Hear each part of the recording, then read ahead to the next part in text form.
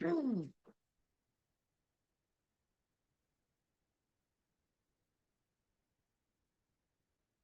morning, good morning, good day, good day.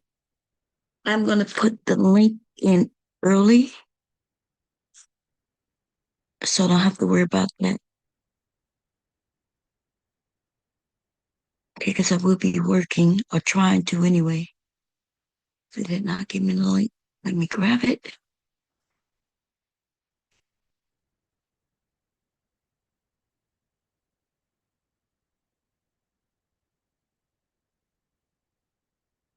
I saw that a lot of things are going on here on YouTube, and I'm gonna be honest, I it's none of my business to a degree, kind of, but a lot of it I do want to talk about, but I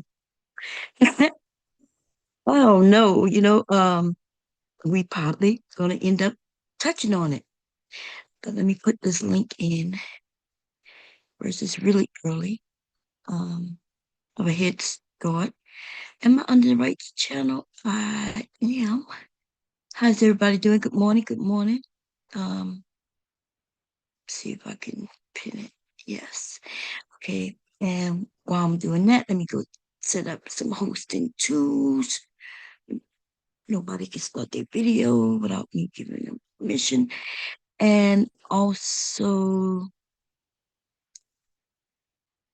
they can't share the screen nor mess with my whiteboard. Okay. Anyway, how is everybody doing? I do have some things I'm going to be doing. Actually, I'm going to be drafting a jacket for my grandson. Um, and this is going to be possibly his Christmas gift, but um, yeah, his Christmas gift. Okay. Um, I may end up giving it to him sooner than that, but this is his Christmas gift, one of them that I'm making for him this year. And one is, I'm not sure if I'm gonna make it a puffer jacket, coat, but when I'm designing it, I will figure that out. Okay. And I wanted to show this because I know that we do have some people who are sewists, right? Like I'm in a lot of sewing groups, and they ask lots of questions. And there's a reason why, first of all, there's a reason why I don't have the problems they have.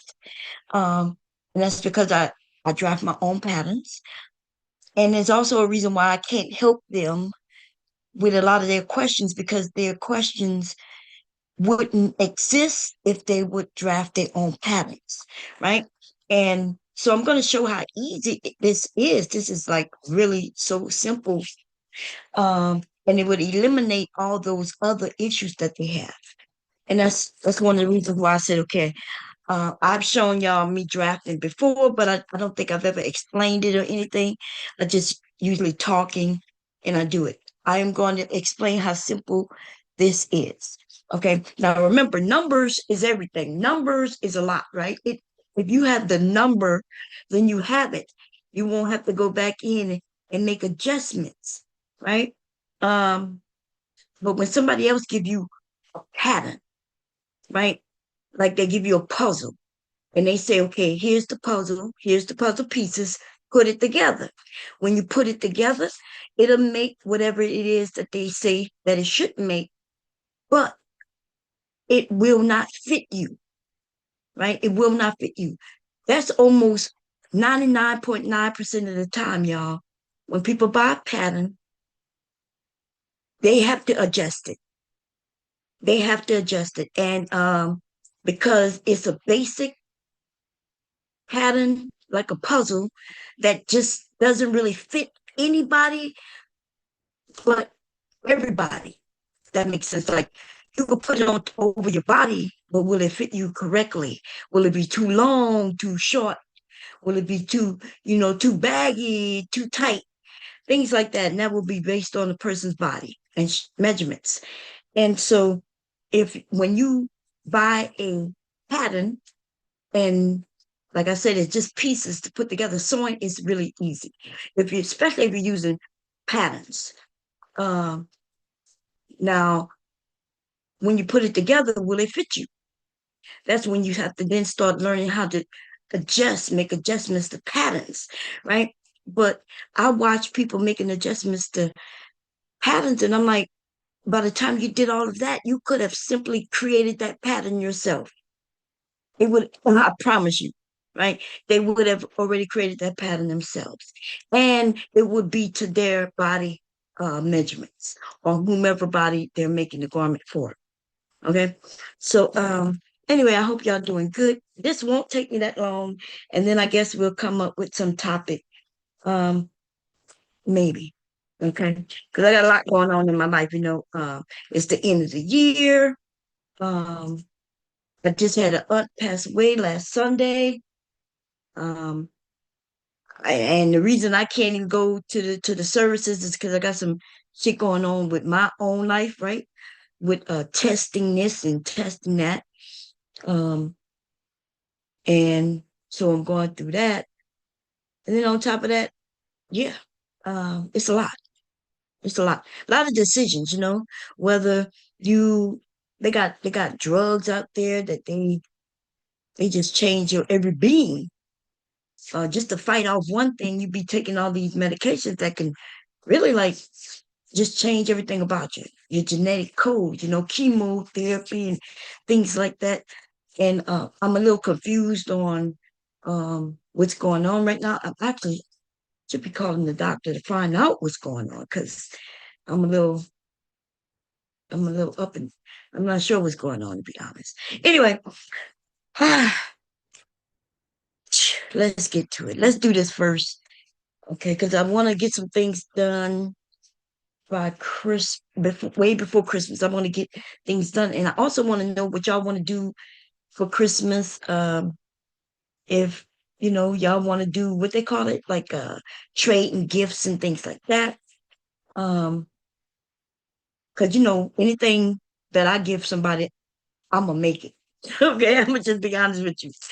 Okay, I'm gonna make it, and yeah. Okay, let's get started. Okay, so how do I want to do this? Let's do this. I am going to be drafting. I do need to turn the camera on. I don't really have on any clothing. So I'm gonna make sure that my camera, I gotta do some things, do some setups over here, y'all. Okay. Um, where is the camera? Program, here we go. Um, hit this. Anyway, I hope y'all had a good weekend. Listen, life is one of those things, y'all. Man, I think I'm gonna write a book. I'm really thinking about writing a book. I'm thinking. Wait, let me see what y'all got. What I got to do. I got to make sure it's on it. Thinking about writing a book on like life after a certain age. You know what I mean? Like, cause ooh, babe, our my parents, grandparents, and nobody, they just did not teach us so much. That silent generation, baby, was silent and then a mofo, okay, on a lot of things, on a whole shitload of things, okay? And on, I'm up in the air on how I feel about that. I really should change it to my phone, but I'm gonna use the computer for now. Oh, what that is? I don't know what that was. Okay, here we go. So I'm using last year's Christmas wrap. Is that what this called? It's Christmas wrapping paper. I found it to be, first of all, economical. It's cheaper than I do have some pattern paper. Pattern paper isn't as wide. And when I do buy some that's just as wide as I may need, it's very expensive. Okay. So when I saw some of this out and it has a grid in the back, inch grids, I was like, wow, perfect, perfect. Okay, so I'm making my grandson a jacket and I have his measurements. I have his measurements from age 6 all the way to age 8. Okay. So For the chest for boy 6 is 25 inches. Um, for boy 7 years old, 26 inches, and for boy 28, 8 years old is 27 inches. Okay, so I kind of that's around the chest area. The waist will be 22, 23, 24. 22 is for age 6, all the way to 24 for age 8. And for the hips, it's 26 to 28. Okay, that's for boys age 6 to 8. I figured out his shoulders is about 24 inches. I'm sorry, no. His shoulders is 13 inches. And I want it to be about 24 inches long jacket. Okay. So these are the numbers that I need. So I want to go closer to the 8, because he's 6. I want to be able to wear the jacket this year and 2 years thereafter. Okay. Um, so I think I am gonna go with the 8-year-old sizes. Okay.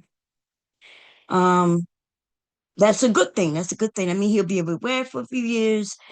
Um, yeah. Um, so that's what I'm gonna do. I think, yeah, I made that decision just now, but I do have the sizes for age 6 to age 8. Okay.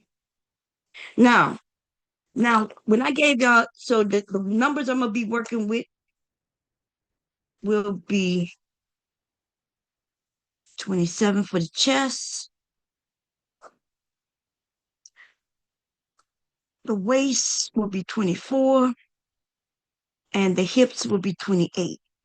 Um, and I want it to be 24.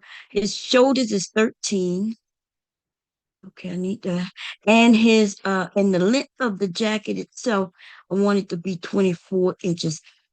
I'm gonna go 24, and then I'm gonna take off like 2 inches. I'm gonna hem it. Um, Now the good thing about the way I'm doing this, because I am going bigger, um,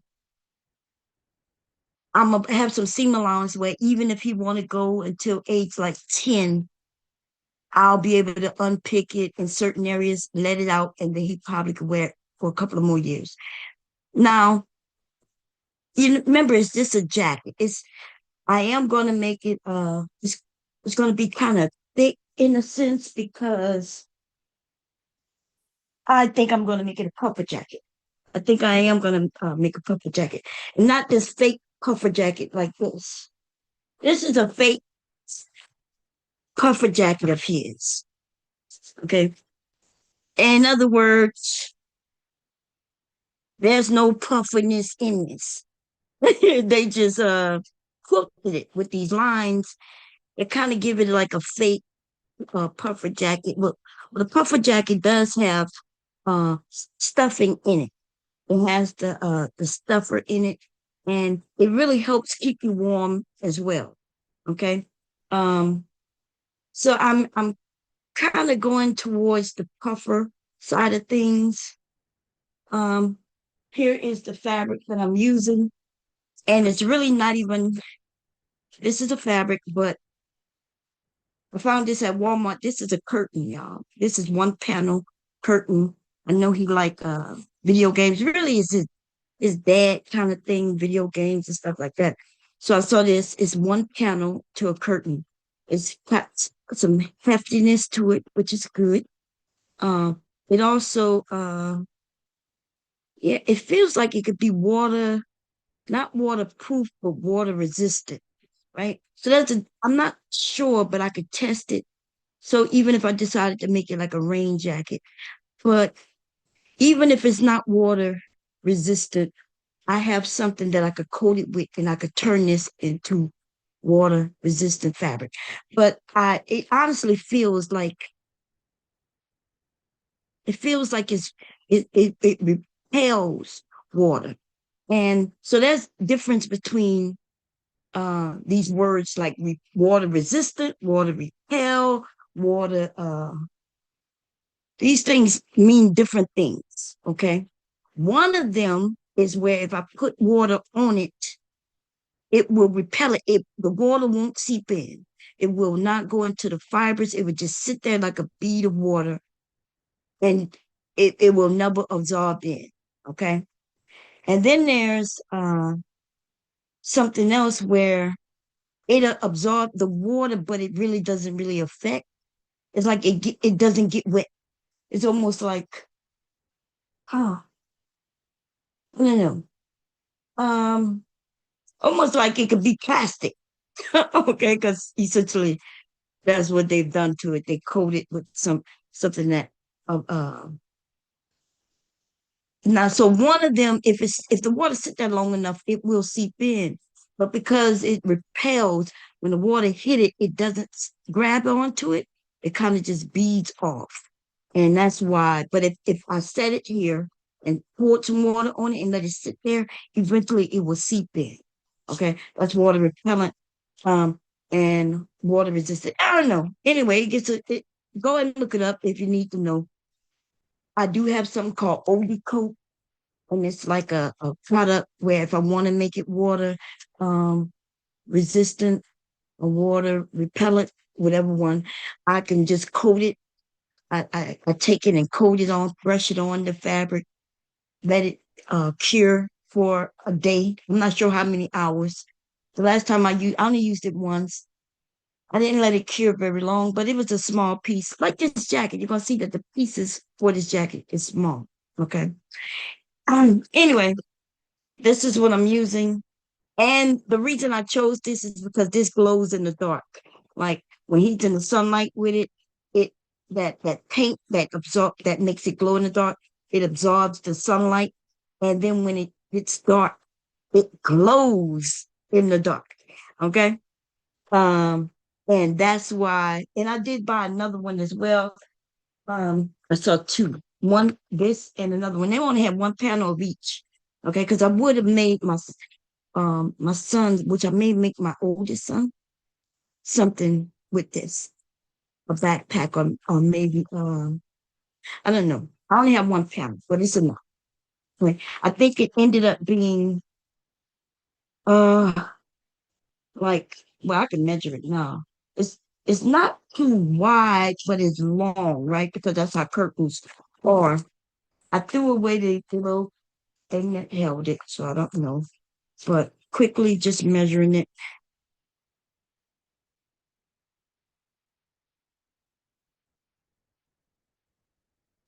it looks to be about 37 inches wide. And what I'm gonna do is I'm gonna fold it in half and measure it in on the length. Okay.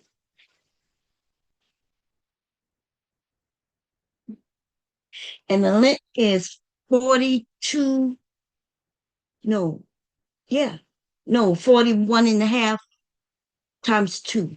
So what that is. 41 times two is 82, 83. So it's 83 inches long. Okay. That's good for me to know. I don't really need to write that, but I'm gonna put 83 inches long. And I think I said it was what, 40 something inches wide, right? Let's see, let's test that again. Wait. So it's one panel. They want you to buy two, which I thought it was a deal when I thought it was two. It was only about 37. Yeah, there was something. Let me write that down.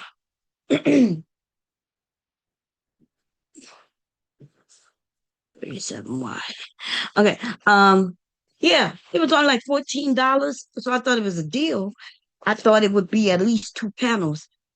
And then when I got to the cash register to pay, I was looking at it, trying to see which one I was going to get. I even had the cashier, help me decide which one to get. And while I was doing that, I noticed that it said one panel. I was like, one panel? So $14 for the one panel. Um, it's almost, let me see. Yeah, I think it's not that bad. It's not a yard of fabric is usually 45 by what's a yard? 36? No, yeah. What's a yard? Is it 36, right? Why is my yard stick? I don't know. Anyway, this is about 2 yards, kind of a little shy of 2 yards for $14. And mm,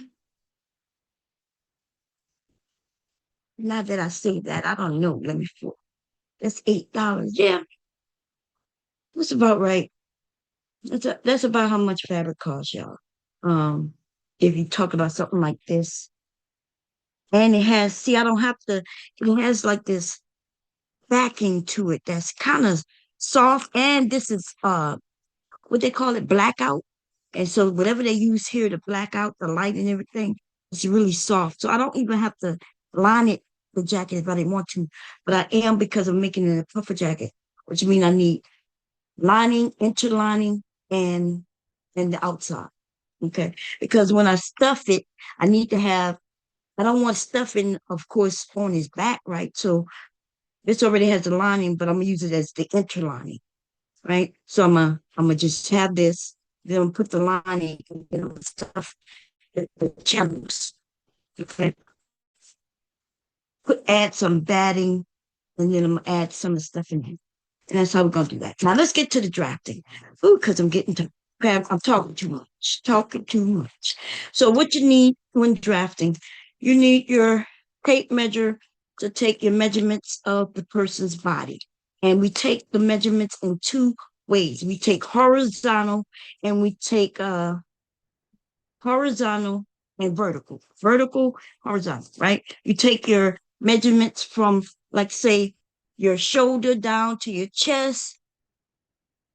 Then you can take it from your chest down to your waist and your waist down to your hip. Or you could go back to the shoulder and take it down, shoulder to the chest, shoulder to the waist, shoulder to the hip, and it depends on what you're making, how far down your body you go. Okay. That's when you're taking the horizontal, right? That's up and down.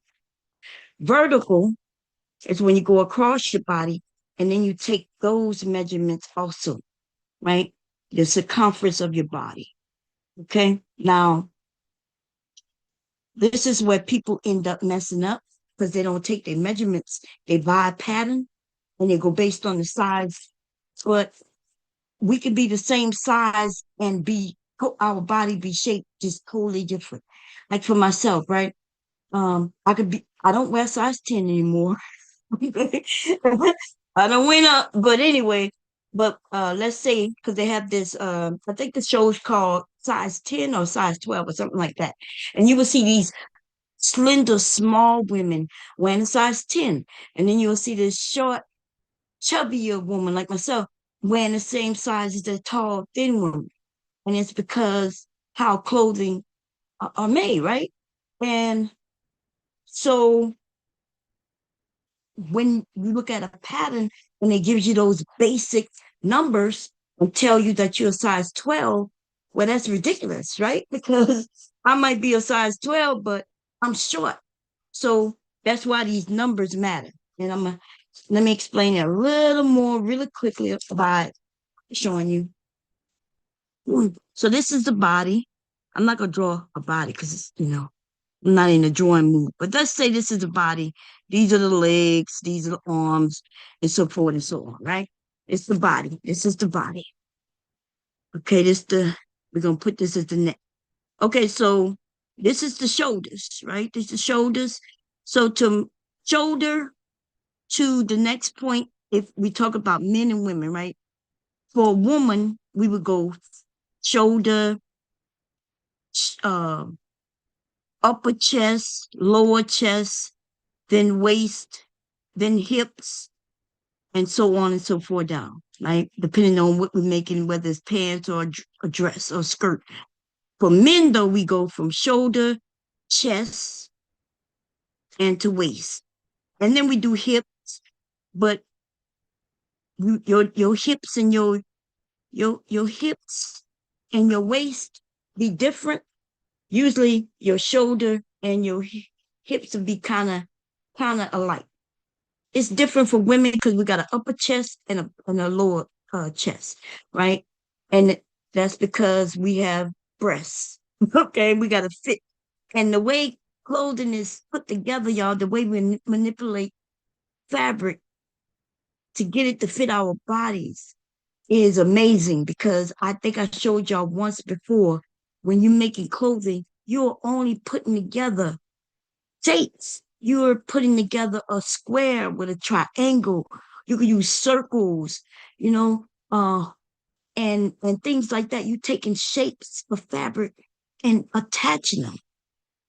Okay, there's circle skirts and there's circle skirt tops, and you literally are taking something and you manipulating it to fit your body a certain way.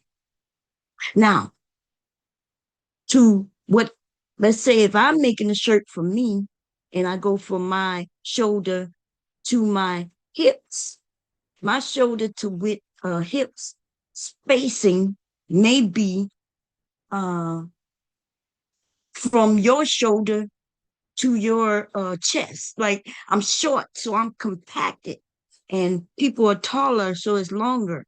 So some people have a short waist, right? From their shoulder to their waist is a shorter distance than some who may have a longer space between their shoulder and their waist. Okay.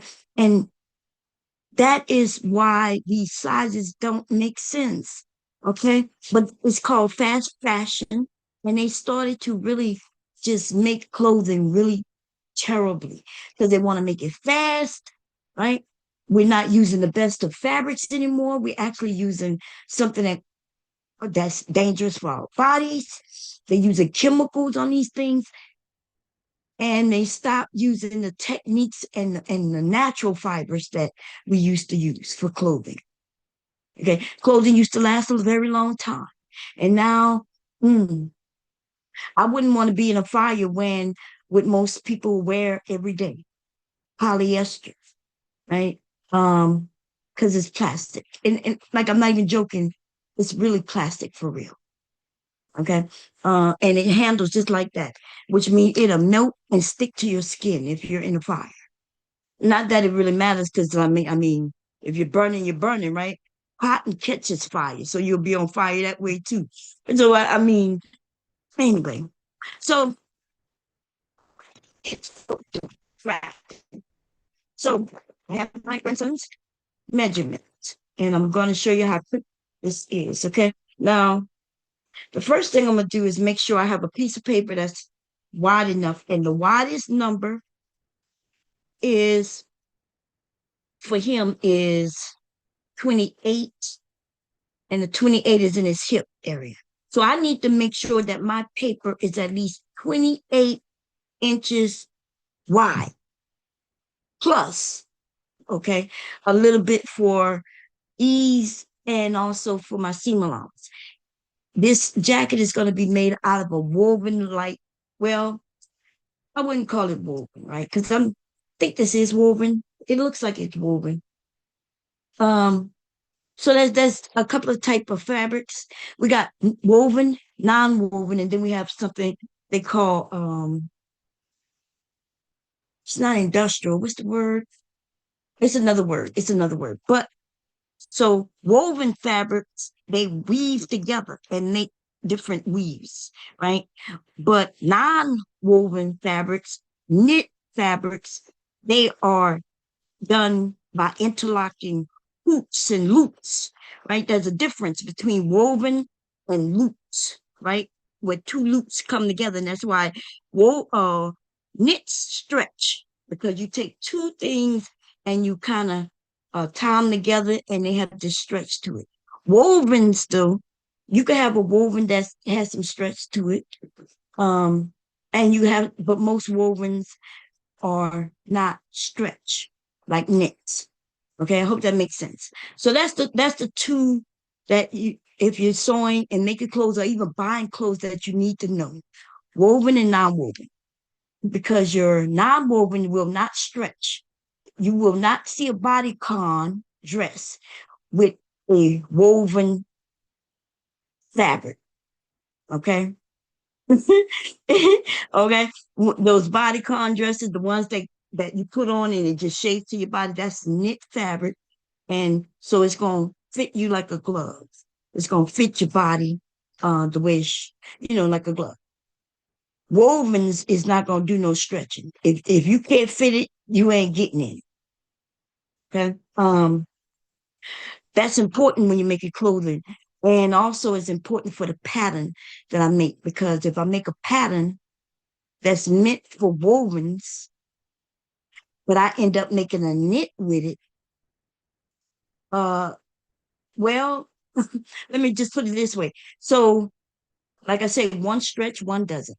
If I make this pattern, which is for woven, and I make a knit with it, it will still fit, but it will be bigger, right? Because uh because knit fabric stretches. You usually want it because it gives you a leaner, just a nicer fit.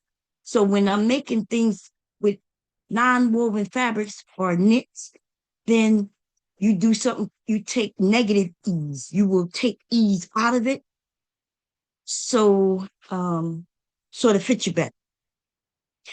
With wovens, you have to add ease. And what is something? So what does ease? Ease is the movement. So you can move your arm, move your whole body. When you sit down, you kind of have be able to sit down and not break your buttons and your zippers and things.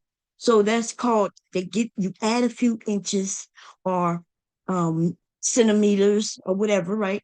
Whatever you determine, you add that into the pattern in order for you for movement, so you can move and feel comfortable.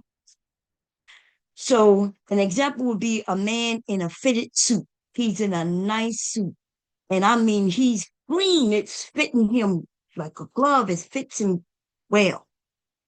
But he's not going to do too much movement. He can't go out there and play no basketball in that suit. He can't go and raise his arms up and do all of that because it's going to be too tight.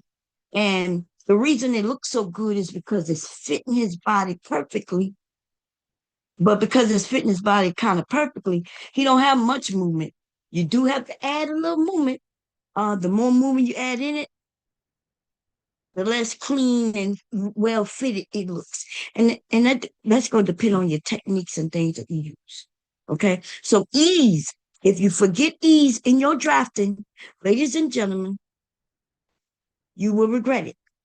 Okay. You will be able to put it on. And then when you go to move, you will not be able to move in it. You will say, oh, this is too tight. Okay. So that's one of my biggest mistakes when I started to draft was I always remember to put the seam allowance, but I forgot to put the ease in. Now with store-bought patterns, that's where the problem lies. They put in a lot of ease. They put in a whole lot of ease. And so when you make that garment according to how they tell you to make it, and you got all that ease just sitting there, then now you have a baggy item. So that's why you got to, even with the patterns, you still have to do measurements. So that's why I say, why buy the pattern? Why buy the pattern? All the measuring you have to do, figuring out you have to do, you could just draft it in less time than it is for you to buy the pattern, read through the pattern, figure out what pieces you need, cut the pieces, iron the pieces, flat. That's just the part you do without even involving the fabric. And by the time you did all of that, you could have made your own pattern. Okay. Now, let's get to it. So I need to make sure that my paper that I'm using is at least 28 inches, and plus I'm gonna do plus another 3 inches. Okay, so I'm gonna do plus 3 inches when it comes to the width of my fabric. So I need to be 20. My pattern paper. That's 20.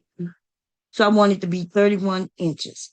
Okay, I'm doing 3 inches with the ease. That's gonna be my ease and my seam allowance. Okay, ease plus seam allowance. So I'm doing additional 3 inches. So I need to be at least what I said it was 31? Yeah, 31. Okay, so I'm gonna take my ruler. This goes to this, I think this only goes to 23, 24 maybe. Let's go get something that goes to 31. Now, oh, so when I do the 31, that's gonna be for both sides. And I'm gonna explain to you that in a minute, okay? Because I really don't need it to be 31 for just one piece, okay? Even though that's his hip, okay? So we're doing 31, and so that's the we want 3 on all. We're gonna give it 6. We're gonna do 3 for both the front and the back, okay? So that's 20, 34, right? Is that right? 8, yeah, 34. Okay. I'm gonna show you in a minute. I know it's really simple. I know it seems like I just threw a number out there, but I'm gonna explain it in a minute for you.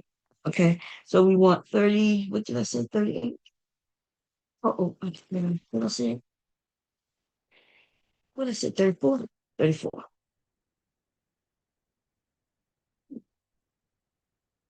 Well, I started from about here.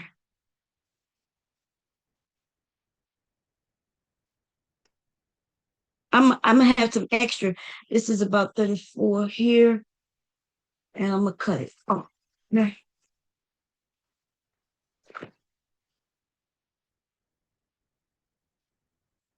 Okay, so out the way. So, like I said, this paper is grid. It has grid on the back of your on the paper,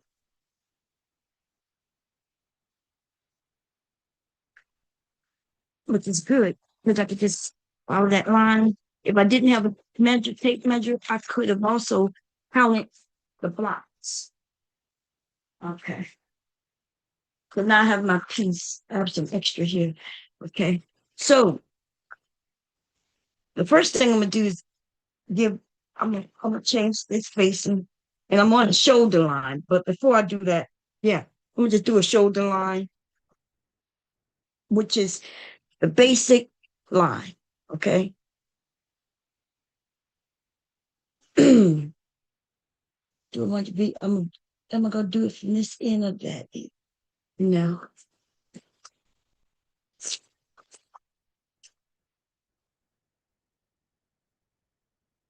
I'm gonna cut some of this off. I need some of this for when I do a sleeve. Okay. I'm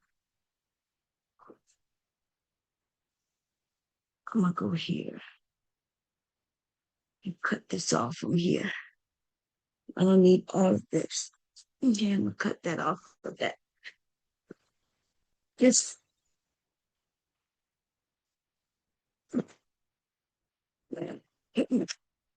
hey, what that is about. And here, 1, 2, 3.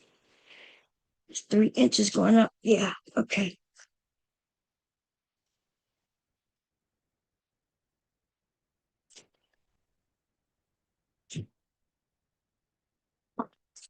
So I'll probably save this for a sleeve. I'm not sure if it's gonna be enough, but we'll see.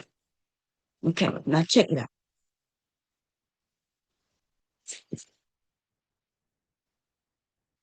First thing I'm gonna do is I'm gonna fold it and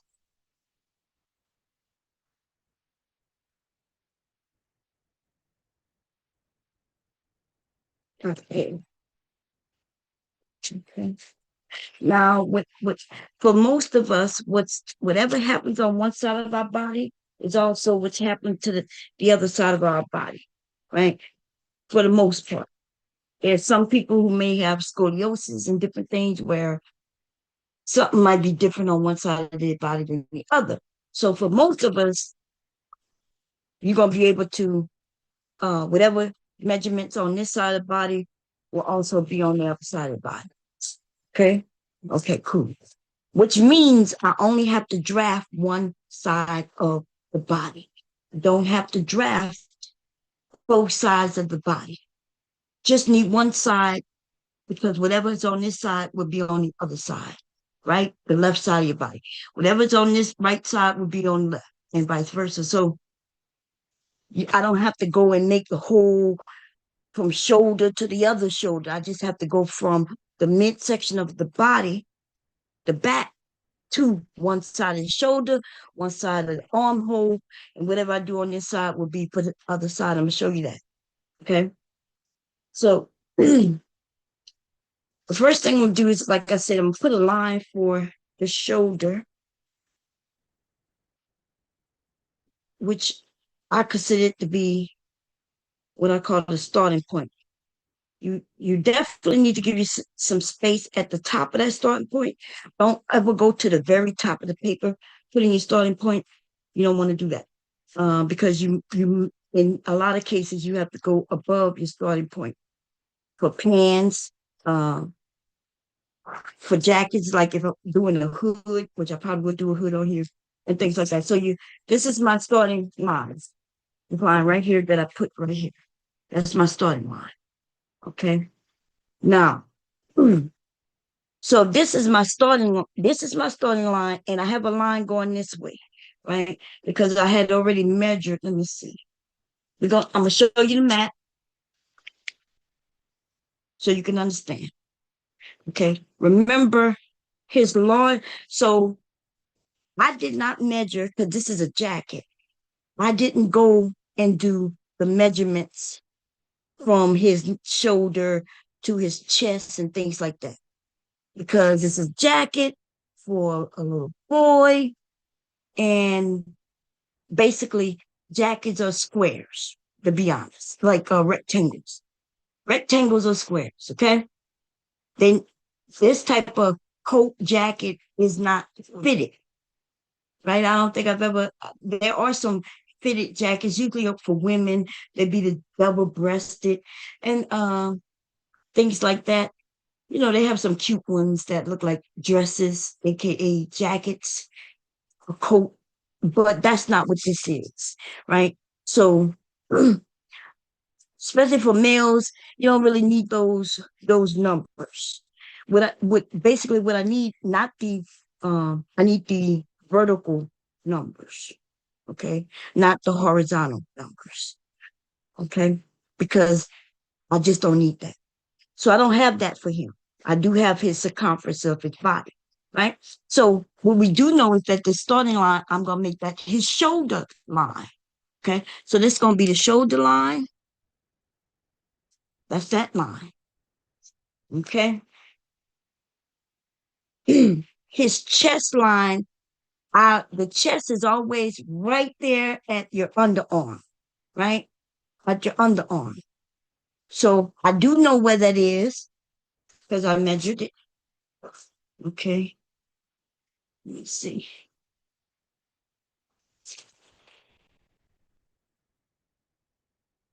Which is about 8 inches on him. Okay. His chest was about 8 inches. So I didn't have to take those measurements, but I kind of knew the measurements. Okay. It is something that I don't have it on this page, but I didn't know that. Okay. And if you don't know somebody in your family, like they're not there for you to measure them, you could go online and look and see what, based on their age and their size, especially when they're young like this, right? When they're young, kids are mostly fit into those numbers. When they get older, that's when she kind of go all kinds of ways, right? You can have a chubby child. Your child might be 8, but they size and everything might be along the lines of a 16-year-old. Okay. Then you can't do it the way I'm telling you to do it. You have to do it by measuring them, taking the measurements of their neck and everything. When they're chubby, you got to really tape them for real. Okay. Which is okay because it's going to look good on them when you make the item that fits them. Okay. So I know his chest is about 8 inches, and that's all I basically need for this. Okay. Because I already have a depth and a thing for the neck. So listen, shoulder line. On for his jacket, I'm gonna go 1 inch. First, I know his shoulder. His shoulders was 13. From shoulder to shoulder is 13. right? But remember, we only doing one half of the body. So we take 13 and divide that into two. Okay. We you gotta because some things you're gonna go divide by four, and some things you're gonna divide by two. So you gotta really pay attention to what I'm saying right now. Okay. Because when you're dealing with drafting, we have four parts of our body. We have the front right side and the back right side, and we have the front left side and the back left side, right? Your body is into four, right? Yes, four, four. That's the body. It lumps into four. When it comes to your shoulder, though, you only have two shoulders. You only have two shoulders, right? So you're gonna take that number. You're gonna go from shoulder cap to shoulder cap. That's right where your shoulder, where you could feel like if you lift your arm and you could feel it moves in that area. That's where you measure from that to the other side. And whatever that number is, you're going to divide that by two. Okay. So, which going to leave me with something like, what that's 13, right? So that's 6.5, I think. 12. Yeah. So it's 6.5. So what I'm going to do is I'm going to take my ruler. Remember, we get the numbers. So we're going 6.5. Let me show you what I'm doing. This is the shoulder going this way. That's the shoulder line. Okay, that's the shoulder line. So on that shoulder line, we want to go over to 6.5. So I'm going to put my 6.5 on this line here. Here's move some things out the way. This is the shoulder line here. 6.5. Where's the 6? This ruler is, we'll go from this way, 6.5. 1, 2, 3, 4, 5, 6. And if you, and I'm going to put a line. 6.5. Put a line right here from this. This is the center of the body right here. And this is 6.5. Okay. That's where the shoulder cap is. Okay. We're going to add a little ease there for movement, but we're going to get that in a minute. Okay. Because before I did the shoulder, because at this point where the shoulder is, I am going, let me add like, let's do a half an inch, which should bring me to this line here.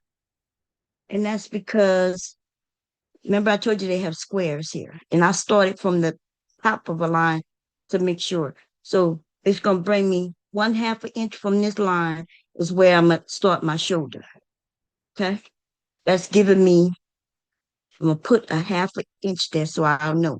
I gave myself a 1/2 an inch in the ease. That's just the ease. Okay. I gave myself a 1/2 an inch. Now, whatever happens on one side of the body happens on the other. Remember? So I gave myself a 1/2 an inch in ease on this side, and I'm gonna give myself a 1/2 an inch ease on the other side, just by the nature of whatever happens on this side happens on the other side. So that's 1 inch in ease in the shoulder. Okay, that's 1 inch of ease in the shoulder by me putting a 1/2 an inch there. Okay, it's simple. So what I did was I put a line for the I put a starting line. I decided to make the starting line my shoulder line, and then I did the measurements from his shoulders was 13 inches from shoulder to shoulder. I have two shoulders, so I divided that into two. That gave me 6.5, and then I went another 1/2 an inch for easement in the shoulder. Okay, just in the shoulder, and that's what I did. Okay. Now at that line where the shoulder drops, I want to go down a 1/2 an inch. I'm gonna go down a 1/2 an inch for the shoulder slope.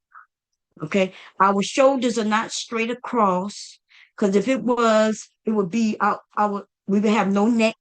It would look like we have no neck, right? Because our shoulders would be straight across. We have natural slopes in our shoulders, depending on the age of the of us. It could be anywhere from a fourth of an inch of a slope all the way down to like an inch. Some people even have deeper slopes. Okay.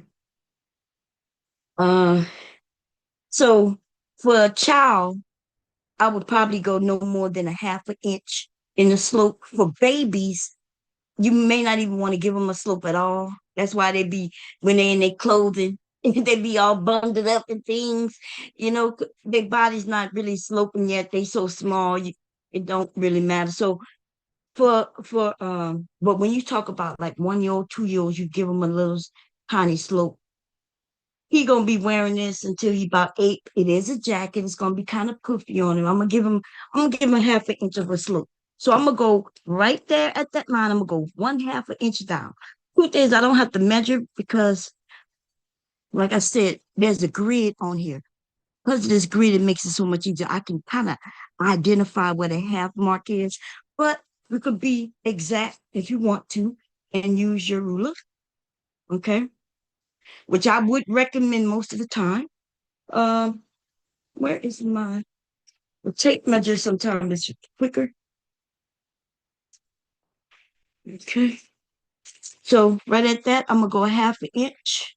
Put the half an inch on that on my line and just do a mark like that. And so now I have that mark there. Okay. That's my slope. Now you're just gonna put that there for now. Cool. Before I do anything, I want to do my neckline. There's no real order to this, to be honest, to a degree. Okay. Um, we could go down to the 8 inch at the shoulder. Okay. At the shoulder line, where the slope is, I'm gonna slope it from this beginning center of the front or back, right? Right now we're doing the front. Um, I am going to do a slope there. Okay. From that to that. I'm gonna just take it and draw a slope. A line like that. Okay. So that's the small little slope. Now I may change that up in a few minutes, and it depends on what it look like when I do this neckline. So I'm about to do the neckline. So there's some basic numbers. You can go and do the adding, the arithmetic. I could give you the exact way to come up with it, and your numbers will always kind of be what I'm about to give you. Okay. Unless it's somebody with a very wide neck, and you would go and take their measurements of their neck. But for most people, men, women, children, it's gonna be anywhere from like a 3 inches, right? So I'm gonna go 3 inches as far as width, right? Width. So I'm gonna go from the center back. I want to go 3 inches. 1, 2, 3. We know this is the 3 inch mark. Or I could take the ruler and do the same thing. 1, 2, 3, and it puts me right where I have that mark at. Same difference. Okay. I'm gonna do this is gonna be the front. So I'm gonna do a 3, and then I'm gonna do let me see. This is jacket, right? I'm gonna do 3 and 2. Let me see. 3 and 2. So we're gonna go two down, 2 inches down, which I could see it because I have these blocks, but we can measure it. No big deal.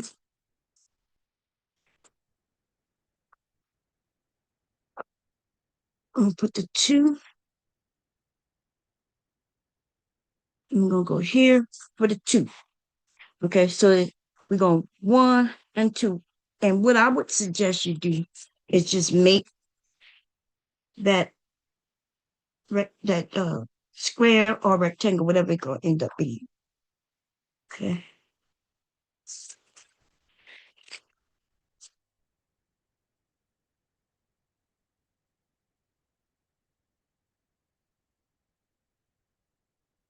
Because it needs to be squared up, but it's not going to stay squared up. Okay. Now, what I'm going to do, I'm going to slope this differently because when I did the slope, I went from the middle, but I actually want to slope it from the neck, okay, which kind of deepens it a little bit.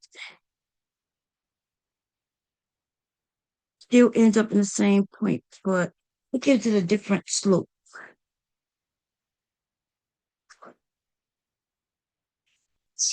Okay. So I'm going to take that one away. I'm going to keep that. Okay. Now what I'm going to do, we're going to deal with the neckline in a few. We're going to go to the shoulder. So I did, his chest was 8 inches down. We're going to go 8 inches from his shoulder slope. Okay. Um, where you at?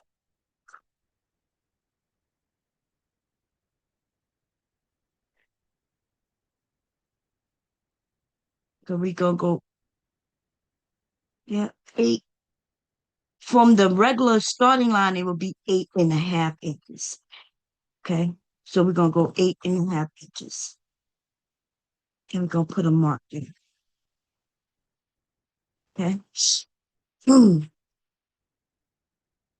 And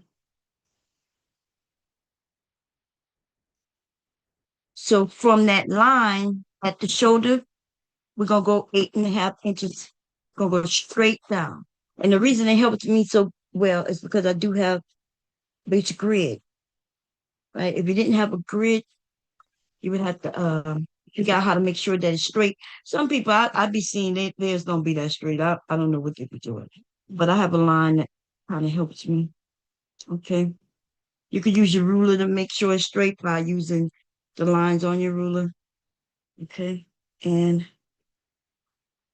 we're gonna go down. Okay. So I went from all the way from the start line, 8.5. I went a little past, which is okay. Okay. But I do have my marking where the 8.5 should be right there. Okay. This is gonna be the armhole when I'm done. Okay. Anyway, let's work on the neck hole. Okay. Um, where's my ruler? That ruler is so clear, it's hard to see it. This is a curved ruler, but it don't have to be a curved ruler, y'all. It can be anything that's circular. Okay. Because you do want to give this a curve, right? And or sometimes people have V's, right? If you had a V neck, you would just have a V going from here to the center point of the garment. But we're not having no V neck, which we could in a jacket. Let me think. The top could be a little V and then zip, right? But what we're gonna do, we want a curve. So I want the curve to go from here and curve in here to there. So when you have something like this, you figure it out. You figure out how to get your ruler to touch here and here. Okay. And so sometimes it's not that easy, y'all. Or to be honest, you don't even need a ruler. You could kind of draw it out by hand. I'm not too great at that kind of thing.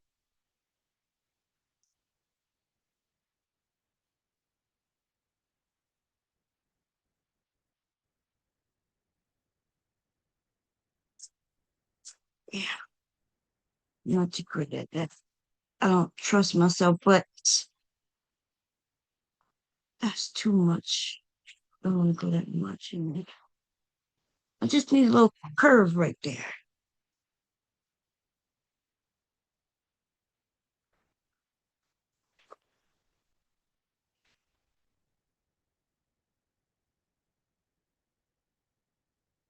Okay. I don't like that.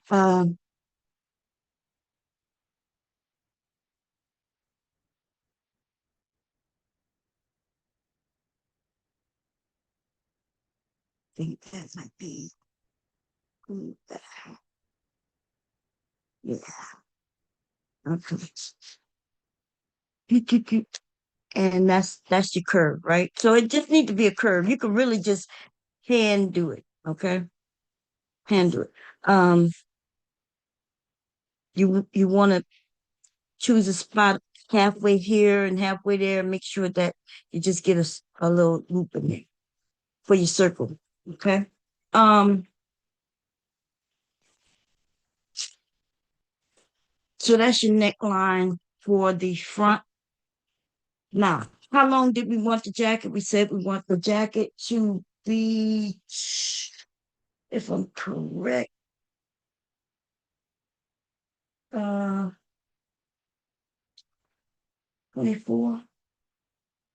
Yeah, I said I want to be 24 inches going down. Now, this is the shoulder, boom, boom, right? But his hip, we need a hip number. And his hip number is 28. Okay. 28 going around.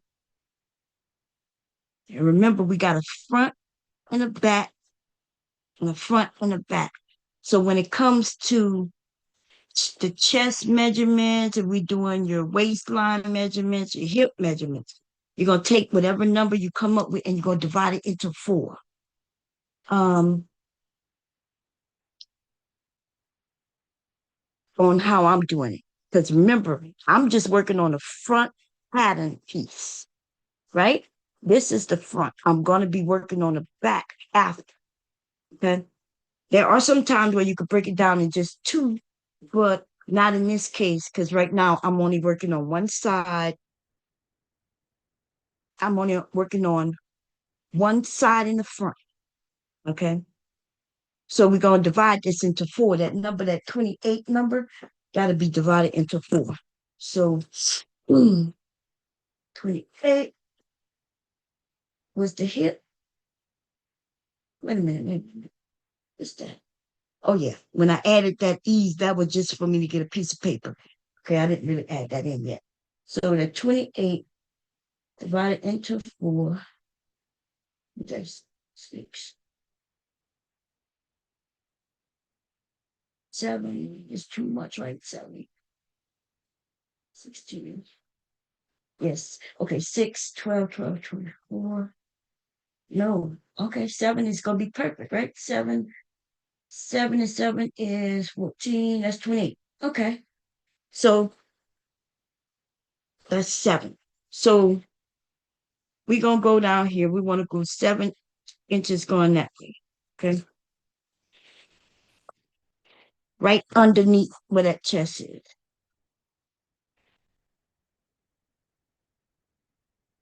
It kind of puts me 7. Yep. Okay. 7. That puts me right where his shoulder is. And now we're going to add some ease and seam allowance. But I'm just going to add some ease right now. Not any seam allowance. So remember, I added a little ease up here. I added half of it. But in this space where he's going to do more of the movements, you don't do too much movement in your shoulders, but you do more movements in the rest of your body, right? So we're going to give it, let's say 7. Let's give him an inch in ease. Okay. We're going to go 8.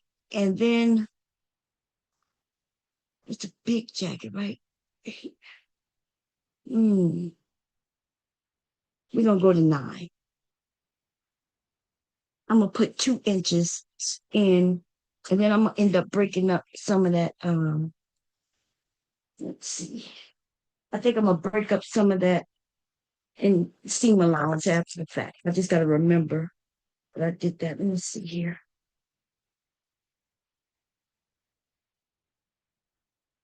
What did I did do 9, right? Yeah, I want it to be 9. Okay. So we're gonna go 9 and it's a jacket. So we're gonna go just straight all the way down from that 9. Where's that? Okay. Let's see. 9 puts me on that line. I'm gonna just go all the way down until, and then we're gonna measure in a few minutes. So remember when I went to this 8, I went 8 from this, it put me here. So we're gonna do a line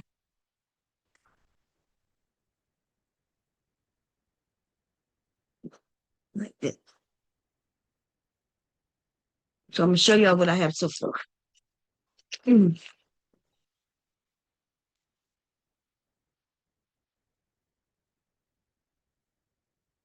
let me see. I'm gonna switch to the phone so y'all see it better. Okay, see, can you grab me? Uh-oh.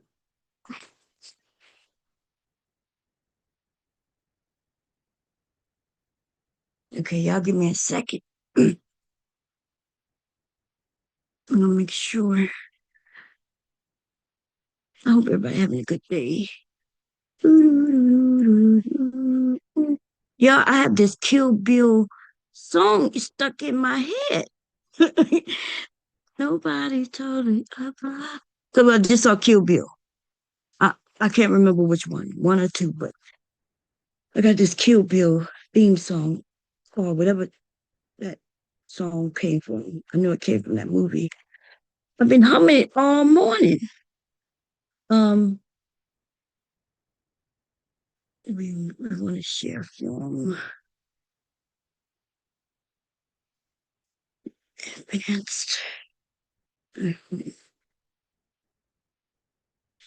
Yeah, if I wasn't talking through this would have been done. I promise you. Okay, let me see.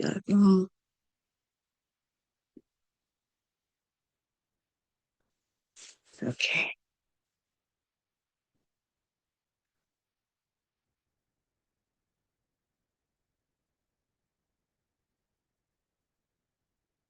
Um, what am I looking for?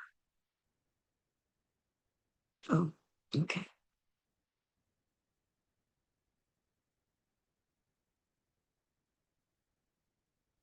Uh-oh.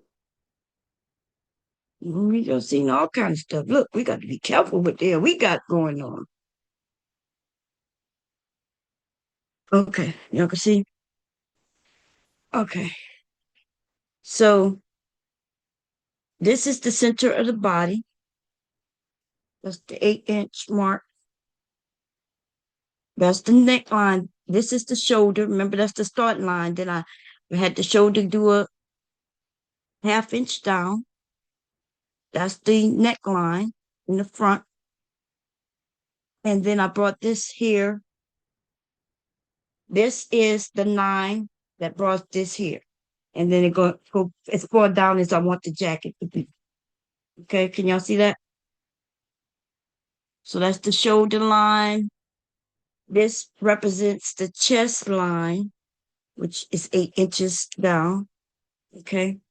Um, and then it's a jacket, so I didn't have to do no hips and things like that. So I went by the widest part of his body, plus I added because it is a jacket. Um, it may end up being a coat, which I don't know the difference between a jacket and a coat. To me, a coat is just a little longer. Okay. It don't stop at your waistline or your hip line. It goes a little longer. So I think I'm gonna make it a coat, but it doesn't matter at this point, right? Because if I decide I want it to be longer or shorter, I can end up making this a trench coat if I want. because these measurements will be the same because it's to his body. I can make a shirt out of this when I'm done with it. I can make, uh, some type of top, a jacket, a coat, anything that goes to the upper portion of his body. This will be for his body, okay? Because it's to his measurements, okay? I hope that's understood. Okay, because we're not done, but we're almost done. Because the only thing we really have to do is now we're gonna do this do that sleeve area. And then I'm gonna end up doing the same process for the back of his body. And the only difference in the back of the body will be the neckline. The neckline and a little tiny little bit of this part will be different. And then everything else will be kind of the same. Okay, so I'm gonna stop this. Boom, boom. Okay.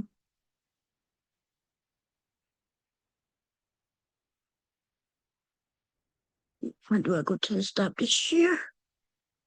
Oh, okay.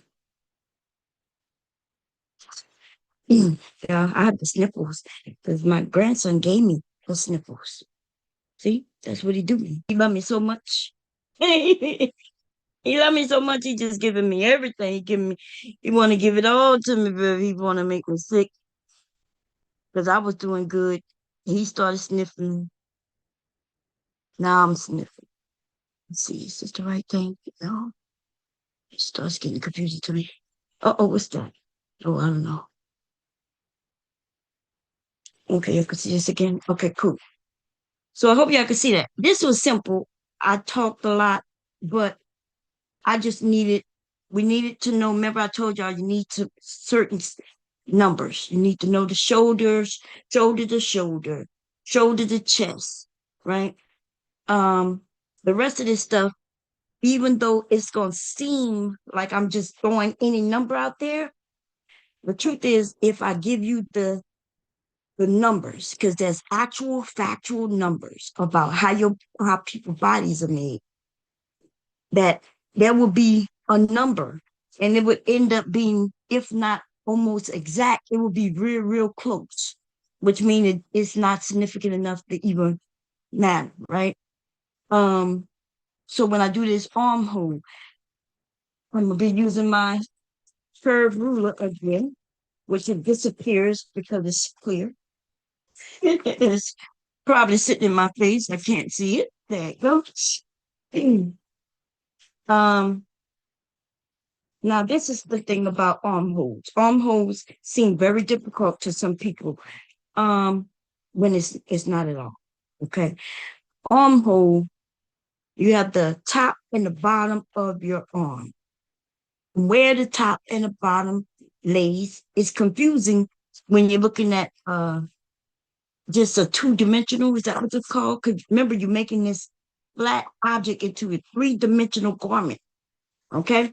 So there's ways to calculate and come down to the shit because it's science, scientific, or should I say, right? Uh, the easiest way to do it though is what I'm about to tell you. Because your arm, right, which is circular, if you split it into two, divide it into two, as into your back and your front. Or how about this? Your upper and your lower, right? Because your arm has really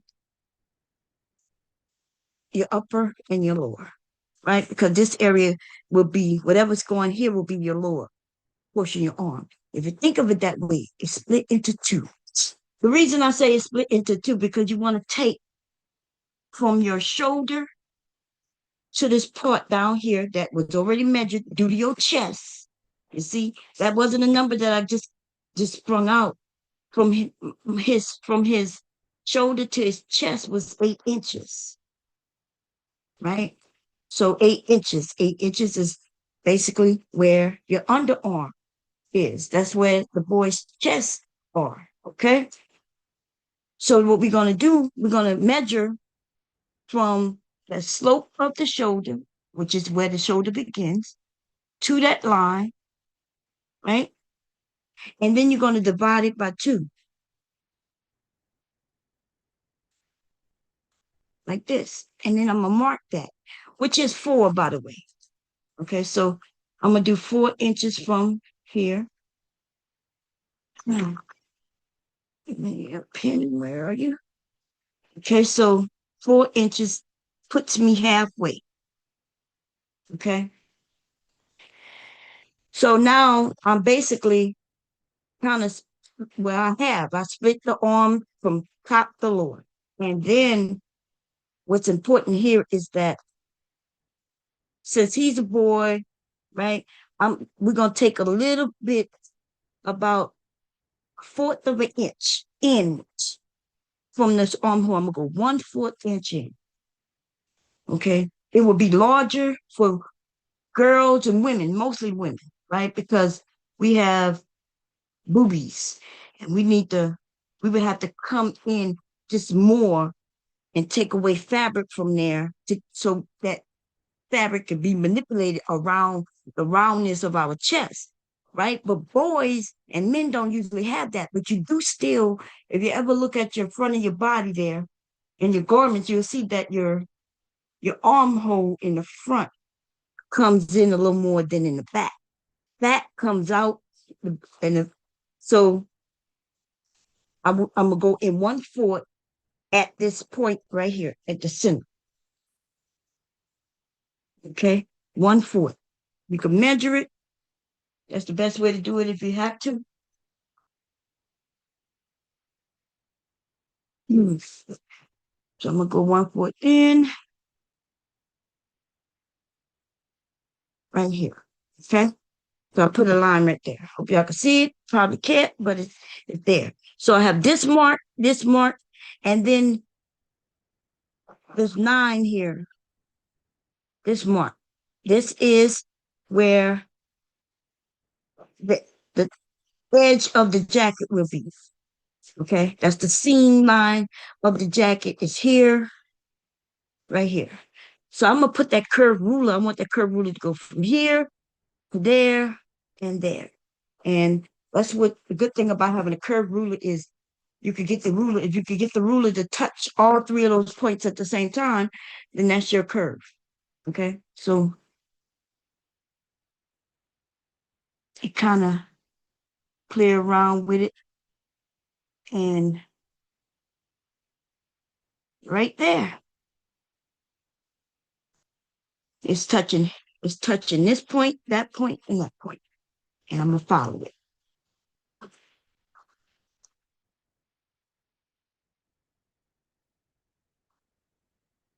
And that's my curve right there. I'm gonna trace it out with something darker for you to see, but that is my armhole. Um, if I can, let's see, I'll show it to you. Um, I don't have a marker near me. I must have left it over there. Okay, I'm gonna show it to you through the phone again, and y'all see how nice that curve is. Okay, that's how simple that is. To be honest, this is the front, and now all I have to do is add in seam allowance. Seam allowance. If I don't add seam allowance, I'll be taken away from the fabric, right? Because I will be sewing these parts together, and it'll be too tight if you don't add seam allowance. So I'm gonna add seam allowance everywhere where there will be a seam, connecting it to something else. Okay, but let me check the length, and then we're gonna start working on the back of this jacket. Okay, so what I said, I wanted the length to be 24. At the end, did I say 24? And then I'm gonna make it 22. Yeah, I think. So we're gonna go from the shoulder. I'm gonna go 24. This is a 24-inch ruler, because if the one is up there, so yeah, the 23 is there. So this is 24. So we're gonna bring this on there to this line here.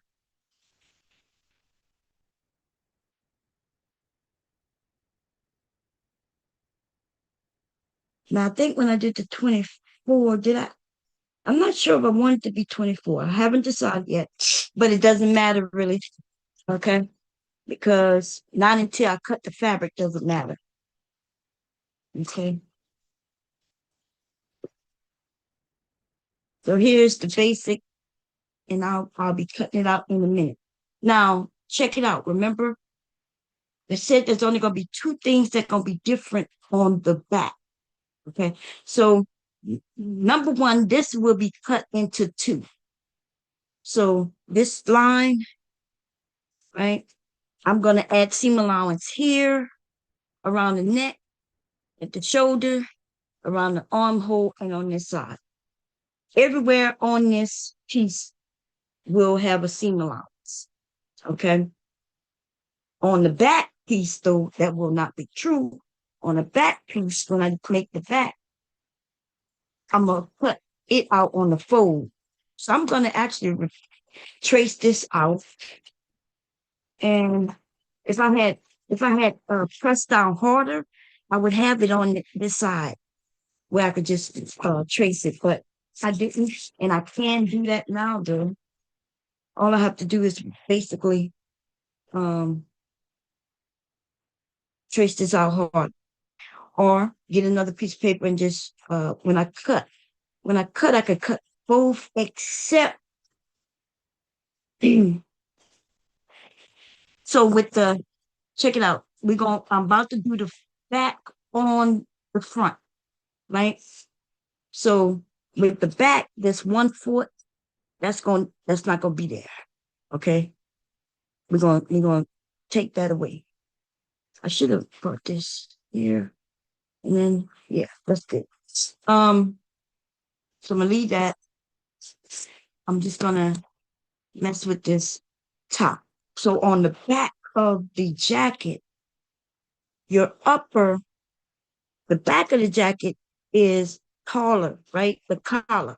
It's like you take off more in the front to fit our neck and chin area, all of that, right? But the back is just flat back there.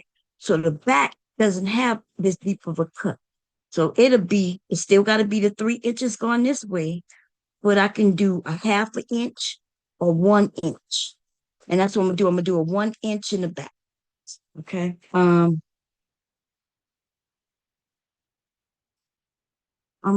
So what I'm gonna do is I'm gonna take my ruler. Where you at? I can do this. And from the shoulder line, the original starting line, I'm gonna go down 1 inch, right where I did that 3 inch at. And we're gonna go to here. Okay, 1 inch. I'm gonna spread that up because it helps. And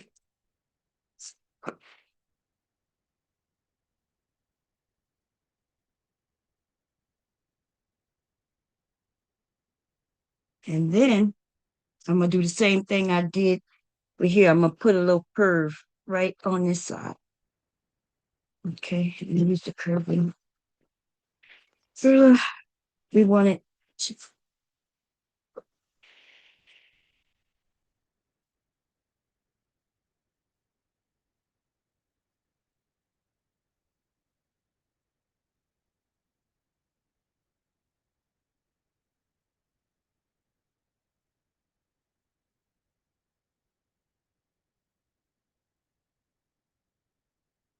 I'm gonna just put a little. Okay. I don't know. No, I like it better. Maybe if I do it like this. Yeah, I should do it. Yeah, like that. Okay, so the first thing I'm gonna do, I'm gonna cut this out, but I need to put seam allowance. Now, do I need to put seam allowance? I do not.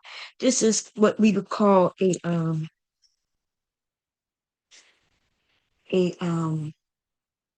damn.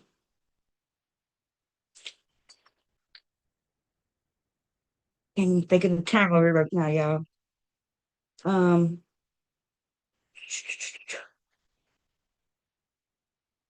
it's without the seam allowance. So it's a pattern once I put the seam allowance, or it's a block. So right now, this is a block.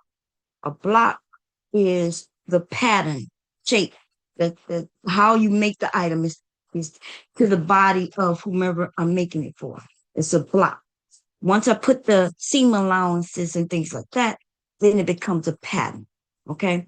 You could take a block, and like I said, with this block, I can make him any type of shirt, button down shirt, uh, uh, a a hoodie, or just a regular shirt, a t-shirt, or whatever type of shirt, a vest, anything that is created for his upper body, I can use this block to make it, and it will fit him. Okay, how long and short you want it, you would just make those changes.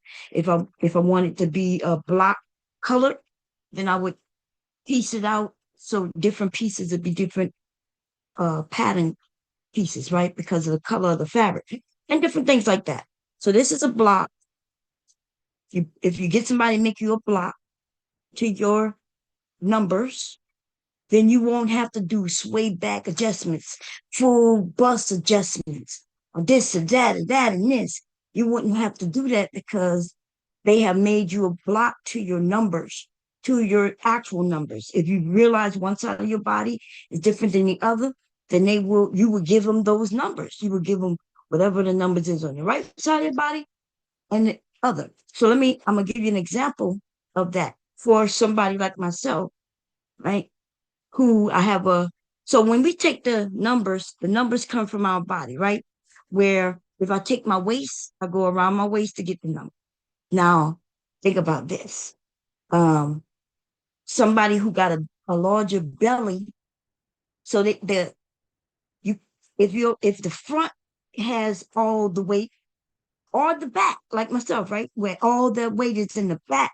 When I took my circumference, I can't split that into two, because if I say 56 inches, which I'm about 56 inches going around, maybe larger now because I gained some weight.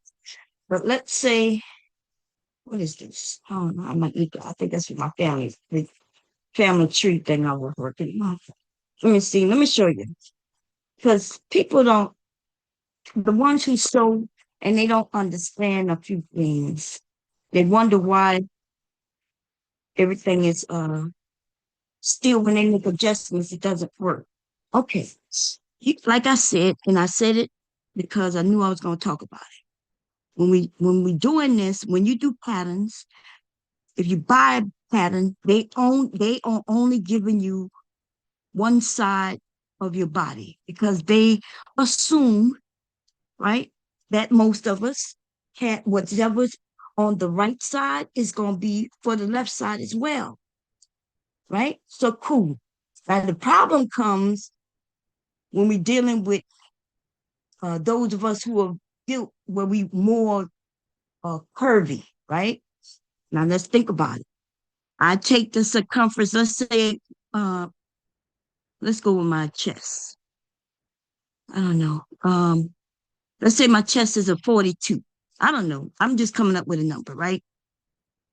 You got four sides of your body. So what we do, we take that 42 and we divide it into four, right? Which will be what? Um 10, 10 point something, right? Um, I think 10 and a half.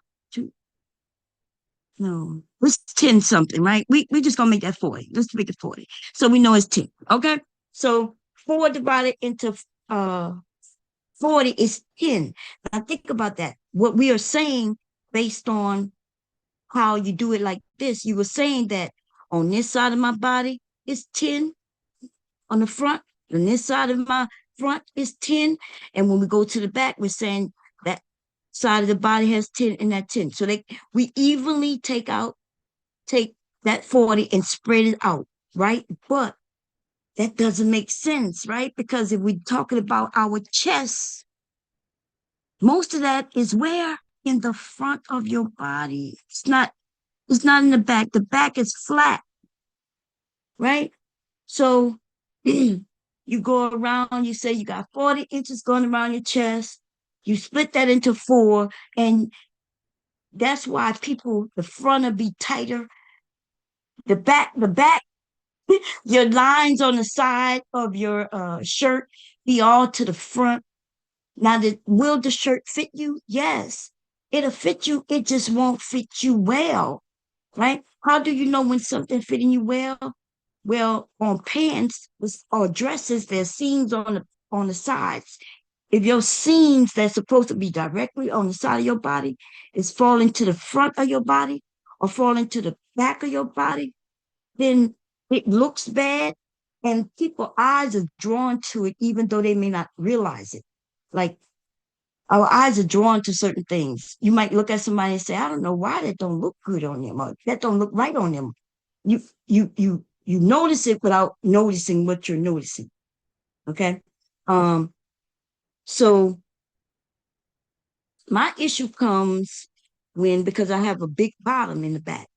Like, it's really big. It's like over 10 inches from my waist. So my waist is like 12 inches smaller than my backside. But based on the way they make patterns, they'll take that 56 inches, right? And they'll divide it into four. Like I said, with the top, right? They will say that, okay, on her body, all this is evenly out, but it doesn't work that way. Now check it out. You cannot claim that, let's say we're gonna take it 50, because it's easy for me to do 50. Uh, let's use the same number 40, okay? Hmm. So remember, with the 40, they say that each side of my body, each part of my body, the four parts, has 10 inches. But we know that that can't happen in the back, on especially on women at the top, right? Or in the back at the back. So let's say you realize, okay, you start measuring your front, because now you do have to break your body down. You got to break it down differently, right? Because you then say, okay, I got 40 inches, but most of the inches is in the front. So how much is in the front? So you realize that I have 5 more inches in the front than in the back. So instead of being 10 in the front or 20 in the front, right? Because it'll be 25.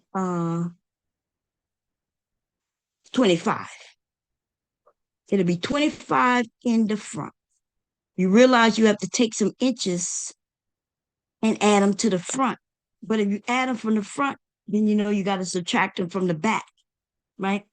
So where it was 40, now I take away the 25 for the front, right? That leaves 15, right? Yeah. So now I'm saying that my back has 15 inches and my front has 25 inches. Yeah, for 40 inches. Okay. That's what you would have to do. And in order to do that, it takes a little math, but it's simple. But remember, because I can't keep everything 10 and add something here, because if I add something to the front, but I didn't do nothing to the back, I just made it bigger, right? I add 5 inches to the front because of my chest, but I didn't take away anything from the back. So now the pattern won't fit together because I made the back bigger than, but instead what you did is I evened it out. I took some from here, gave it to this, right? Took some from here, gave it here. So the number still equals the 40 in that area. It's just that I took some of it and put it to the front on that pieces in the front.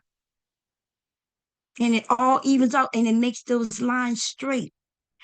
Um, by the time you do all of that using a pattern, I don't even know if I would know how to do it. Like it would be so much work. Or else to just draft the pattern. Like, um, Yeah, I'm watching people they adding and they taking a long time because I can't I guess I would have to try to figure out. I guess I would have to see a pattern piece and see what I would have to do. But no matter what, I would have to put a piece of paper underneath, tape it, that do the calculations, figure out how to do it after it's already been done, and then make sure that it gonna fit because you don't know what they've done with the rest of it. It's just crazy when you could just simply draft this out yourself. It's simple. You only need like eight numbers, and then you draw a line. You don't need, do you need the curve ruler? The curve ruler makes it easier, but no, before I had the curve ruler, I was just hand doing it. I didn't trust it, but it don't matter because see, whatever curve you put there, you measure your curve when you make your sleeve. So it will fit in because you do the work, you will continue to do the work. Now, what I'm about to show y'all, I'm about to cut this out. Okay. Now, but I gotta add seam allowance. Now, why? Because I used to hate what's the name of it? Vogue. Why did I hate Vogue? First of all, I don't like patterns at all, but I had heard that you have to put your own seam allowance. I was like, well, why would I get a pattern and have to put my own seam allowance? But let me tell you, that's a good thing. It's a good thing that you put your own seam allowance because you could decide how much seam allowance you want to add. How does that add up? Well, if you have a piece of fabric, you only have so much fabric, and you have to make something from just this amount of fabric. Putting a whole inch of seam allowance just to cut it down is a wasteful of fabric. Okay. Why would, because I see this happens a lot. They tell you, oh, make a whole inch or 5/8 of an inch, 5/8 seam allowance just for you to cut it down to a half an inch. I'm like, well, why? Because maybe I could have used that fabric somewhere else. Like it could have been significant enough that made or break me the decision of me being able to make a long sleeve shirt. Like it's really that serious. These inches and things add up, right? So when you could go in and create your own seam allowances, you just have to remember to do it because that's where because I do when I make my own, I'll forget to put the seam allowance. So I do put the seam allowance. And then I have to draw in because I put seam allowances in different areas at different numbers. Okay. So my ruler has a half an inch here. So I could put that if I want a half an inch seam allowance, which is plenty, because I usually do a fourth of an inch seam allowance, but half an inch is good. So I'm going to just put that line right there on this line, and I'm gonna draw this other line. Okay. Um, I need this seam allowance for actually I'm gonna put an inch. And I gotta put that too. I'm gonna put a whole inch because this is where the zipper is going to go on this jacket. Okay. I have 2 inches on the other because I was doing a folder with placket, but I'm gonna put an inch, and if I need more, I'll get. Okay. And I need to mark it out. Okay, for me, it's the only way I could get. So I put 1 inch here. Okay, 1 inch, and I put zipper so I can know why I put that inch there. Okay, my memory gets bad. I'm it's all over the place, so I have to mark what I'm doing. Okay, so I put an inch here, but I am not putting an inch all over. I'm gonna put a half an inch. Um, let me see. Let me think about it. Jacket. I am making it big enough for him to go to 8. I don't think he gonna take it to 10, y'all. But I could make it to where he can go longer. Might be something, if something happened to me, it might be something you want to keep. We're gonna give him an inch. I'm gonna put an inch. And then I'll look at it before I cut it out. I'll make some decisions then. See how much fabric I might be losing. That's okay. So we got an inch here,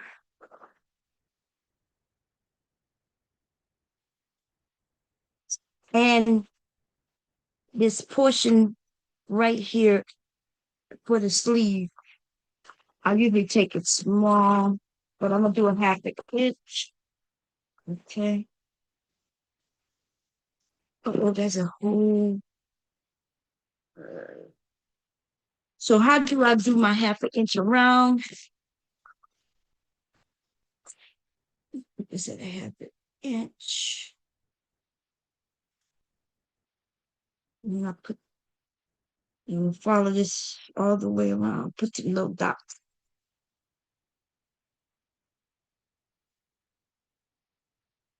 following that curve.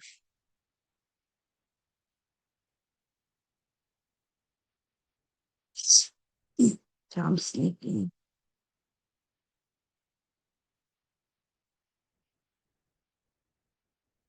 Okay. Well, I need another inch. Yeah. Yeah.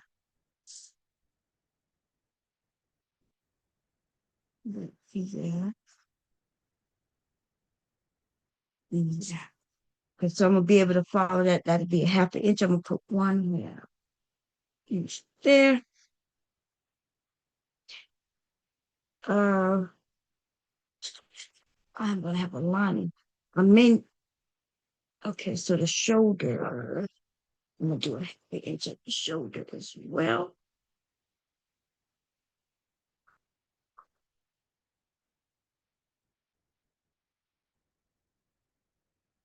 Which one is one?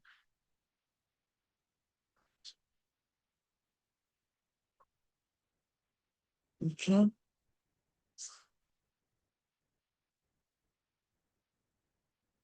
let's have an inch there. Just to you and give you your cheek to your picture.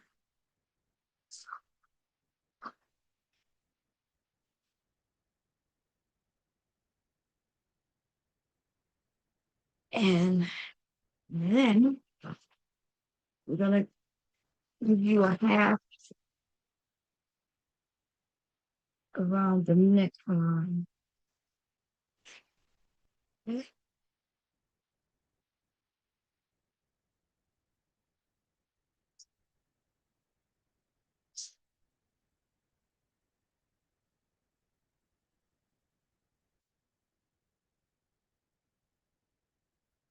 Here's my proof.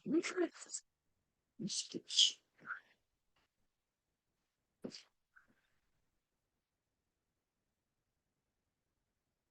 My proof. And go straight across like that.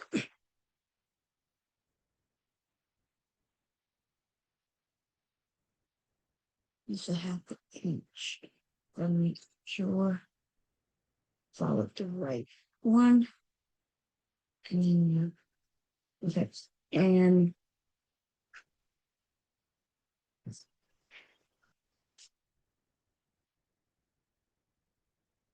okay. So there are gonna be some differences. So this 1 inch is a zipper for the front.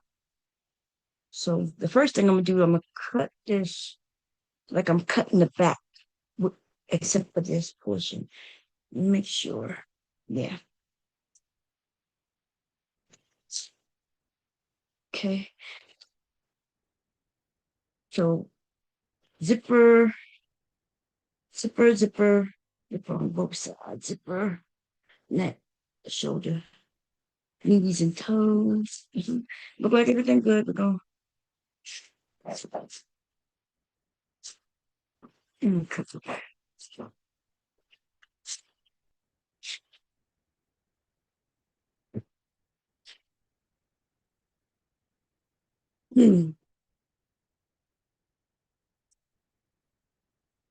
you want to hear more anything.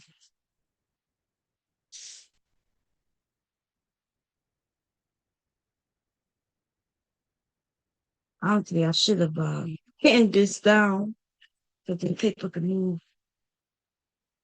Let's do this now. Oh, remember, I'm cutting to it. Won't come straight as I realize it's a mess up. Cash.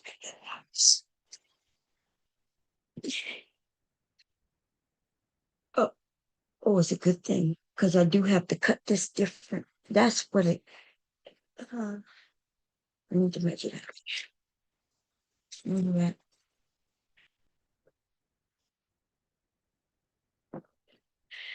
Okay, so I need to measure you on the outside of you.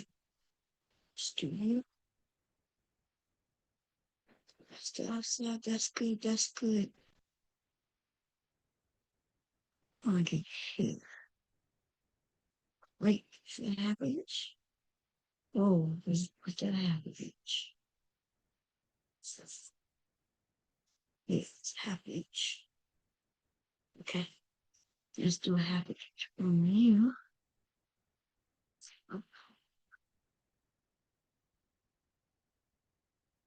Hmm. Right. And so here. Okay, okay, we're gonna oh, here, here. Yeah, it'll be a real different issue. More different here.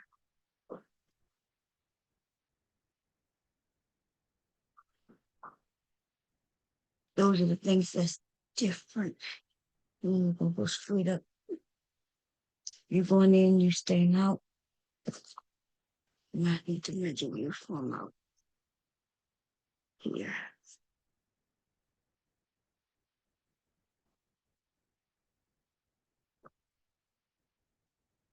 And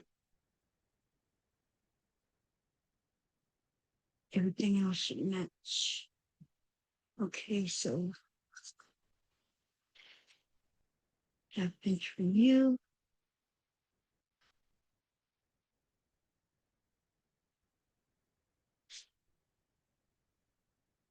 So I'm gonna put you, but then I'm gonna go out here.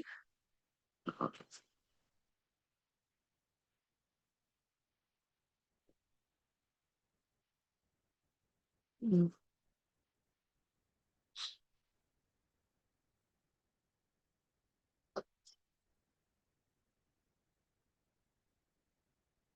need a straight line. Where you at?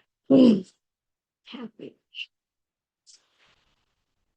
Oh, it's starting to get a little confusing with all these lines now. I need you to go like this. Like, do you pretty much right there?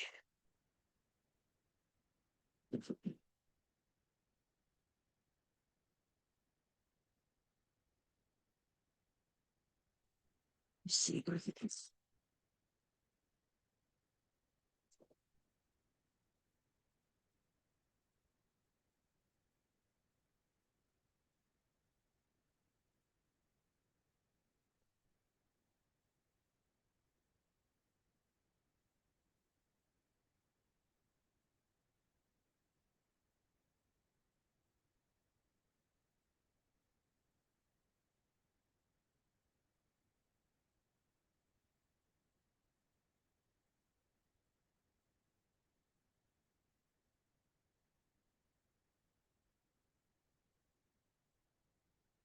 Okay, let me write this. So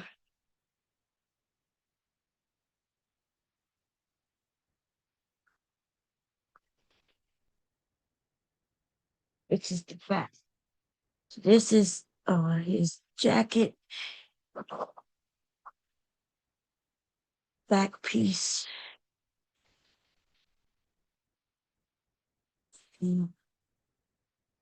2025, and I'm gonna put a size 8.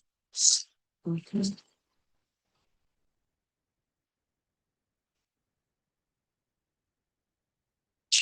So got an inch. Uh-oh, that's gonna actually be the front. Because I'm gonna cut this one. No, I'm gonna cut this. This is gonna be the front, right? Yeah, it's gonna be the front. No, I should cut this to make this the back. Because I've cut this off.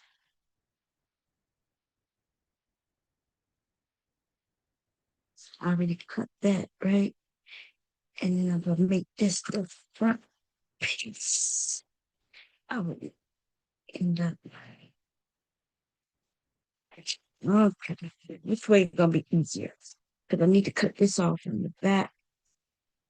It should be easier because, well, not gonna be easier because I have a line to follow. Okay, so this right now is the front, but I cut it like it's the back.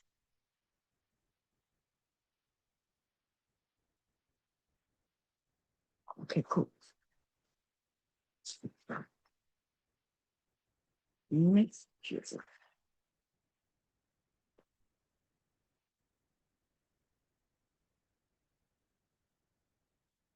I do have one other thing with is next. This strip.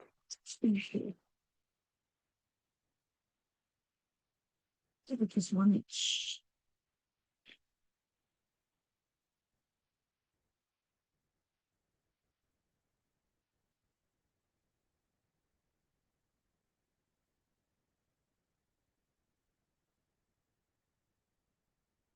Mm, really easier. It's okay.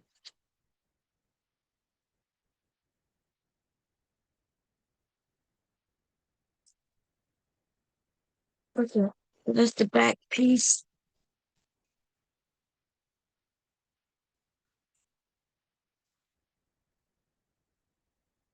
Now I'm gonna finish the front piece. We do a little more cutting. Okay, we go.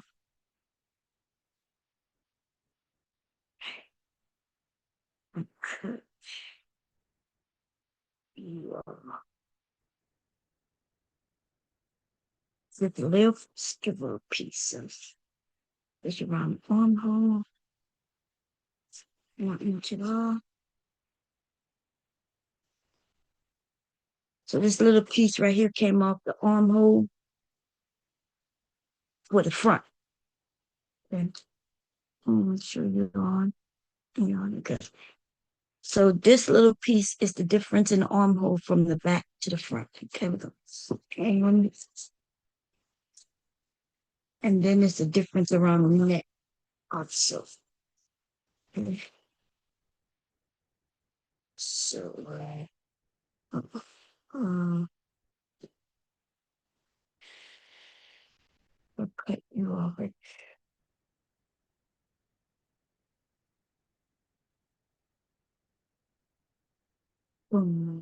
Actually,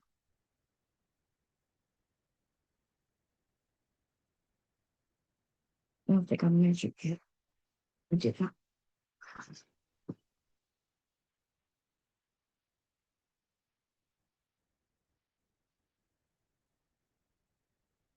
Inch. Yeah.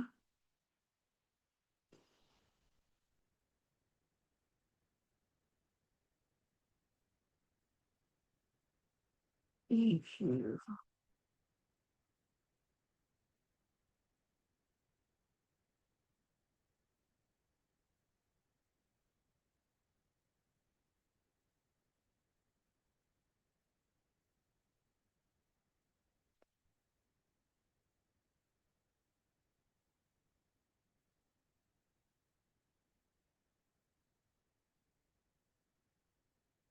Good. See if I can get you.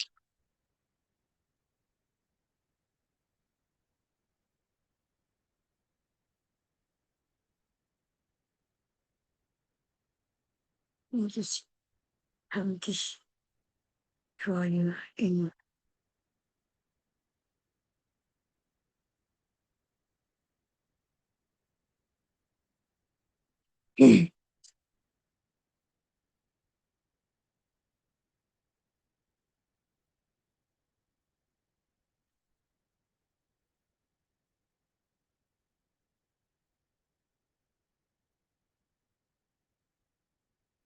And so this is the front.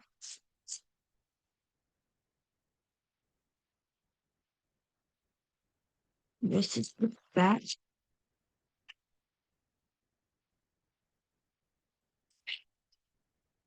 If I put you like this at the shoulder, you should be able to see a few things. You should be able to see that it matches up here. And this is the neck area. Okay. It looks just a little off because this has a itch extra, which I'm gonna hold that now. Um,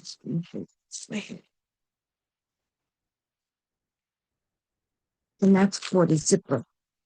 So I'm going to cut them. So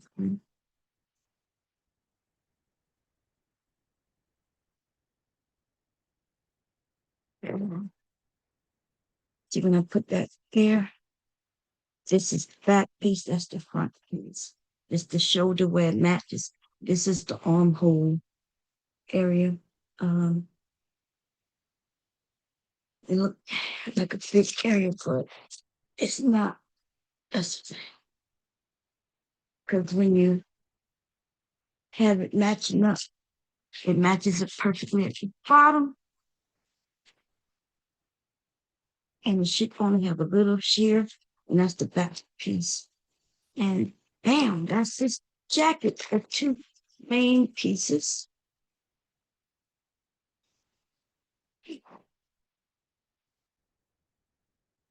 Mhm. Two main pieces.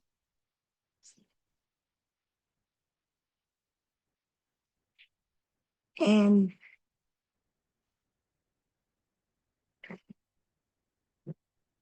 now we have a sleeve to do, and we have a collar to do that goes in the neck hole. I may do a hood, I'm not sure.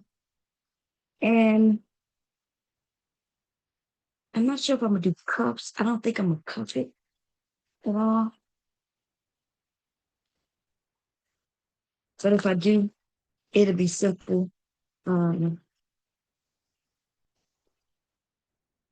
these little pieces, these little pieces can be used.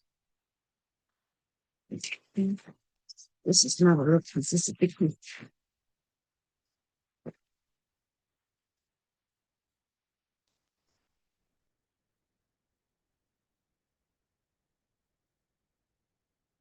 Let me put that. I think I'm gonna do a 2 inch collar, which this is 1, 2, 3, 4. So there's 4 inches. I'll do two, which means I'll take 4 inches and fold it like this. And that'll be the collar of his jacket. It'll go around the neck area. Um,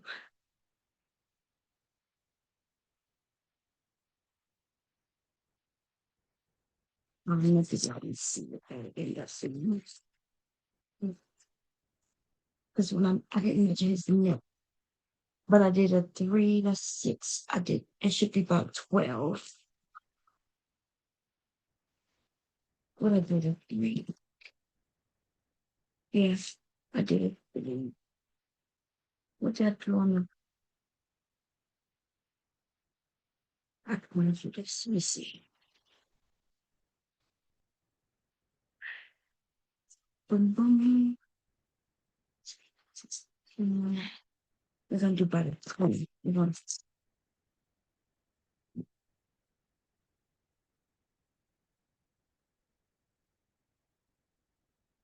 we really don't have to measure it until it's time to sew it.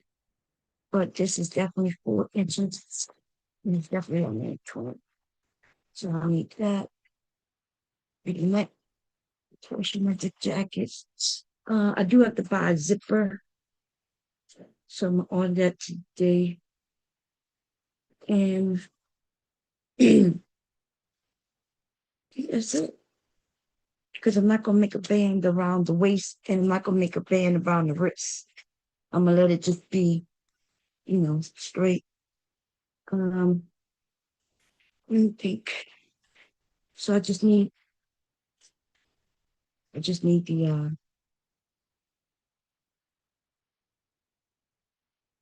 the sleeve. That's it. Yeah. So what I'm gonna put this away. Now I'm gonna mark it up. Because I need to make sure I remember what my seam allowances are. But that's very important. And that's how simple it is. If and I don't need to do no full bust adjustments. I don't need to do any swayed back adjustments. Some people have um wider back, right? They have wider backs, but everything else is kind of they're like hourglass, right? They got the broad back at the top. Um, yeah, you need to know what they need to know. Uh, where this spaces, where this body parts is, to get your clothes to fit you, and it looks so nice. But baggy clothes on me look really bad. It, it makes me look bigger than I am, right? Because I do have a large chest, and when the clothes don't fit, then it just look like I'm just large, like a large egg shape, But really, that's just my chest, right? That's just my chest. And since the shirt don't fit right, okay.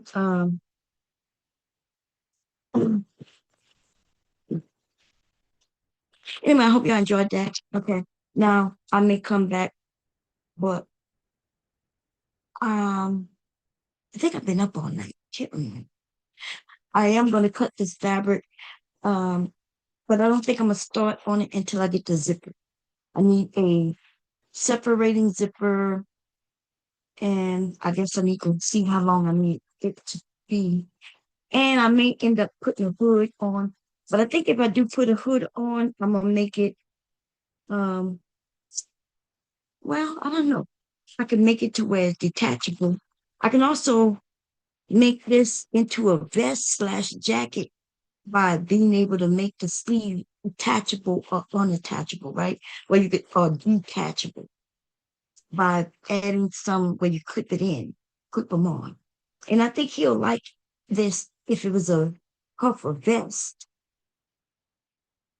I gotta, cause he has jackets. He had a jacket on his mom house. He had jackets here. In fact, this is one of them, one of his jackets. Now let's see, based on the measurements that I took, let's see how close I got to this jacket. So also there's another way, like I could have copied this jacket by literally just tracing this jacket out. And would that have been quicker?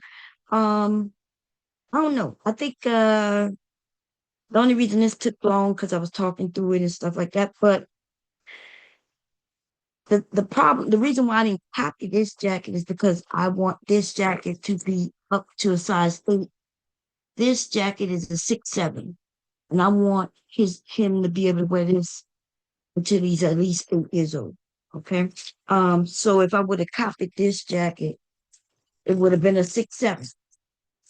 And as you can see, this jacket, the shoulder is a little wider. The neck is nice though. Look like I could have whooped it up if I wanted to be exactly like this one. Um, this one has a whole 2 more inches on this side. So it's 2 inches wider, which is 4 inches wider in total. Um, and it's much longer. I'm not sure if you can see, but it's much longer. Now, this fit him good. Um, it actually fit him good, little oversized. This one's gonna be a real puffer jacket. This one isn't as fake, so it'll have, and it's gonna be shortened by like 2 inches. So yeah, this should fit him until like 10 years old. Okay. But if I were to trace this out, I could have made this exact size jacket. It's called duplicating or your clothing. You take and I could have used a shirt to also come up with this pattern. Um, I don't know if it would have been easy. This was easy to me. Okay. I went by measurements of him the measurements I used were the measurements he should be when he's eight, when he's 8 years old. Okay. And that's what this is. An 8-year-old uh should be able to fit in his jackets when it's done. Okay.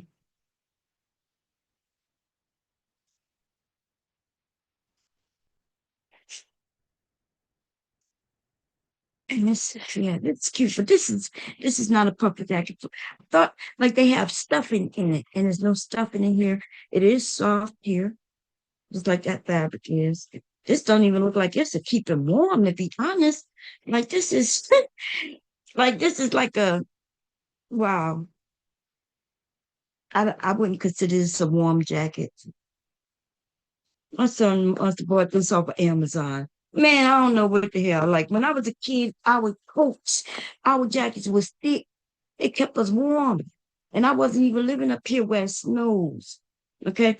I'm gonna make him a pair of matching mittens, not the gloves, because he's still young. So I'm gonna make him the mitt with the one thumb and maybe a hat that earmuffs, maybe. I don't know. Oh my goodness. This thing is that's crazy. Anyway, I hope you all enjoyed the video. I'm going, I'm going, I'm going. Okay. I have things to do. Like, first of all, to decide whether I went to sleep or not. I did go to sleep yesterday. I slept. Um, I was in bed by 8. Um, then I woke up and I think I've been up all night. I hope I don't have any doctor's appointment. Hey Siri, open calendar. You'll need to unlock your iPhone first. It's October. It's my it's my brother's birthday. No, I don't have any appointments. Nope. Not that I don't have any. Yeah. I had appointments all last week. Every day last week I had an appointment. I feel like I didn't put no, it's on the 16th. Okay, I did. I gotta call the VA. I don't want to wait that long. Okay, I'm going, y'all. See y'all later. Bye bye. Okay. When I come back later, um, I may be cussing some people out. Yes, it's true. Okay. Who I don't know, but we'll figure out, we'll find somebody. Okay. I know I want to talk about John God. I know I want to talk about um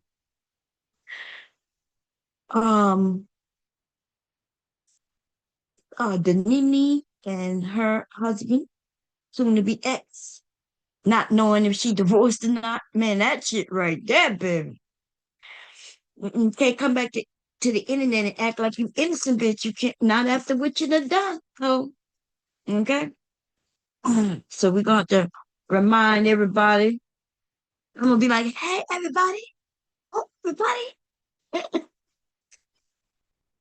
sounding like Aretha Nasheed. Oh, excuse me, everybody. Tariq is crazy as hell. Um, somebody trying to come up. Oh, give me a second, y'all. Wait, how do I turn this off? Y'all gotta give me a second. I gotta figure this out. Because I can't see it. Okay, I think I got it. I just turn the camera on so in case it's on. Okay, who is Brownie? That's Brownie coming up. Okay. Um, um, hey, Brownie, is that you? Yeah, good morning, Bob. How you doing, sis? Good morning. I'm so lazy, Bob. You're lazy. You've been at work. You've been doing a lot of work and you're not lazy. But Gotta you get just back tired. up. I gotta get back and get back to it. I don't want to. I do You, not s- want to. you sound like leaking this morning talking about, I want to go to school. And you told him it was picture day. He got to go to school, take pictures. And then he started Oh, smiling, girl. I know you got them ready, all good and nice and good for his pictures. Girl, I wanted to until his dad told me he had to wear his uniform. I was like, they're making him wear the uniforms on picture day. Mm. Yeah, girl. How you I, been doing, Bob? Everything been good? girl, it's good as it can be. It's good as it can be. All these doctor's appointments and shit. Boom. Somebody in my family passed away. I'm sorry to hear that. So, thank you, thank you. How you been? Didn't you just Busy have a as birthday? hell. Who had a birthday recently? Somebody. It was Candy. It was Candy and Tiff's birthday. I think the other Oh, day. oh, okay. My birthday was September, like early in September. It's like a month Oh, ago. yeah. Okay. I just been tired. I've been working so much. Yeah, I seen. I saw you had a nice picture up there saying you was unbothered. You was looking all cute. Man, thank you. I'm exhausted. Like when I tell you, it's been like 45 to 55 hours. Oh, Like, damn. yeah, like for the past 3 weeks. Okay, you've been putting in them hours. I know, because I don't like cheap shit. She I, said, I gotta go work so I can get the shit I want. exactly. Okay. Nothing wrong with that. Nothing wrong with that. What was your topic? I missed you. I missed the first 2 hours. So I saw like I went red ball back and I saw you was talking about making that shirt. Was it a shirt? A jacket, yeah. A jacket? Okay. Yeah, I'm making a jacket. A puffer jacket. Yeah, that's Okay. all I was talking about. I was I'm gonna end up coming back with a topic, I guess. Girl, I'm tired. Yeah, I've been going through, I had a doctor's appointment after doctor's appointment. Mm-hmm. Then these people not giving me no answers that I want. So I assume it must be my doctor that got to give me the real answers, I guess. So I'm gonna call them in a minute. You know I what? swear, I just want to like. I just need like 2 days, like a week. I need to go back on vacation again. I think we all Really? need a vacation. What, you gonna take your staycation or you gonna go somewhere? I need to go. I always want to go, but I No, ain't that's got right. no time. I ain't even put up time off. I'm just been working. I'm trying to get my stuff. I'm trying to hit my goals for 2026. Yeah. What your goal is? To make $2 million? So I got a couple things. I'm working. I'll have my aesthetics license back, so that's one thing. And then God, hold on. Then my other goal, I guess, would be to start to get my things in line and start. I gotta rebuild my makeup kit. Yeah. 'Cause I used to do makeup professionally. I used to go and do freelance and house calls and all that stuff. So a makeup kit ain't cheap, especially I in know that's right. 25. I swear to God. You Yeah. never thought you ever did weddings, like wedding parties, anything like that? I didn't do too many weddings. I did headshot. Um, Mm. I did photo shoot makeup. So I did like like if you had models for your clothes, I did their Mhm. makeup. So you can Oh, post okay. it. So you would have your website. And I did a couple of those. Um I did a bunch of one-on-one calls, like house calls, where I was just coming to people's houses and helping them get what they need. And then I was Uh-huh. doing shows too and doing corporate stuff. That's good. So it was nice. It was lucrative. I was making money. So I want to Yeah. get back to that. So I gotta start building up my makeup kit and you know, Yeah.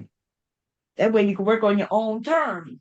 But that's you gotta work. exactly what I want to do. That's exactly what I was doing before. So that's what I'm used to doing. Yeah. But it's It was hard work too, huh? Because you gotta work. You don't eat if you don't work. you have yeah, you gotta push yourself. But I like controlling my schedule. Like I like being like, okay, like I can do this and this and this, and then I'll be good, and I ain't gotta do too Yeah. much. First, when I that was one thing from switching from being like where I worked for myself and then going back to like working for a job. That was like the hardest transition. Like they started playing with my hours and changing my schedule around. I get irritated. Yeah. You might not see me back. Like you can't play with my time too much. So I like working places that don't play with my time either. So yeah, it's a lot. It'll be better when I'm able to manage it on my own. Yeah. It sounds like you had it there though. You gonna so you gotta get your makeup up. Man, I've seen people going to what is it called? What's that makeup place? Not Sephora so and Ulta. Ultra, yeah. They're going in those places stealing like that damn makeup. I was like, God. A little girl went in there to get her makeup. I think she was like a young teen, and it was a couple of $100. I was like, damn. I spent these my subscribers. My subscribers want me to do a makeup video. So I bought all the brushes and stuff, and I bought a little bit more stuff. I done Mhm. damn spent about $200. I'm like, damn, I'll do this live. I'm a because total replacement of all my brushes. So I'm tossing out all my old ones, and I ordered a bunch of like a whole set of new ones. I ordered probably like 40, like 30 or 40 brushes. Damn. Yeah, I've seen them brushes. They be expensive. I've seen some of what they call blenders and this and that, contour this, and I'm like, man, I Mm-hmm. just use my fingers. Your fingers is your best tool, low key. Sometimes it's really all you need. Like sometimes I get caught up. Like if I forget something, I go back to using my fingers. Yeah, Fingers are yeah, clean. You can wash your fingers. Don't be that's scared right. when people try to put their hands on you, especially if they washing their hands. You can wash your fingers. You can work with that. You can sanitize your hands and stuff. Yeah. I like using my finger over like a reused brush. Hmm. Don't put no dirty brush on my face. I How you must. wash those brushes? Like from person to person, is there a technique or something? So they have like you got a brush cleaner that you can use in between. Like if I was doing like a photo shoot and I was doing like 4 people, first of Hmm. all, I would have probably like 80, 90 brushes with me. So I wouldn't have to reuse a brush specifically on a person, but then you also keep alcohol on you. And then they also have like this. I used to have this little spin clean, like this little device that used to like be able to clean your brushes, and then it would spin all the water out of them, and it would dry them instantly. And Wow. that was really nice. So that one you could clean your brushes in pretty much like 2 or 3 minutes and dry them. So if you needed it, you can move on. And then like you use alcohol spray and you use like a brush cleanser spray where you can spray it and kind of wipe it down and sanitize it. Yeah. Man, you went to school for doing makeup? I went Oh, to you school do. for aesthetics. That's my Yeah. thing. Yeah, I be seeing your makeup be on point. That's the only reason why I don't mind going to work. It's because I genuinely like my job. Like I genuinely enjoy. You know, Yeah. I enjoy helping women with makeup. Um, I like helping people feel confident, and that's something that I get out of that. Yeah, That you making can't people feel get good, huh? They out. leave from you looking all beautiful. Teach them a little something, something, and they be like, "Oh, I didn't know you did it like this." And now I'm looking at them, look at they stuff, and they like, "Oh," I'm like, "Yeah, girl." Yeah, yeah. I like that. So it's certain things like certain interactions, certain customers. It's very rewarding in its own way. And then it's like I enjoy being around that environment anyway. Yes. That's cool. But yeah, I always like working in this industry, like in the beauty industry, doing makeup and stuff. Even towards the skincare side, I used to Hmm. like that. Even waxing and stuff like that, Yeah. I used to love that. You ever had anybody come in with toilet tissue crumbs? Toilet tissue crumbs. This one lady, she came in. I remember this shit. I don't because I was so confused. She was getting a leg wax, so I step out the room and I come back, and she only got on a t-shirt. And I'm like, "You had on shorts. Why you take your shorts off? Where your underwear at?" And then I like started sniffing, and I'm like, "She smelled pissy." And I'm like, "Where your Oh, underwear and shorts at?" And I had to sit in the room and wax her legs while she was naked from the bottom down, smelling pissy. damn. Was she peeing herself? I know she didn't pee herself. She was just smelling pissy. Oh, no. That would be embarrassing. Somebody came in the room and started spraying me down, man. That would, Lord. Lord Jesus. Well, we leave wipe. Okay, ideally you're gonna leave wipes. So like you leave wipes and everything, hoping that the person is gonna use the wipes that are, you provide for them. Yeah. And like, clean, you can freshen yourself up and then you can come back. Like usually when I go get my wax, it's gonna be in the morning time because I'm gonna be up. I'm gonna get myself ready for the day. And that's probably gonna be one of the first things that I do. That's gonna be one of the first things I do, go get waxed. So I'm gonna plan it in the morning. So I ain't gotta lie.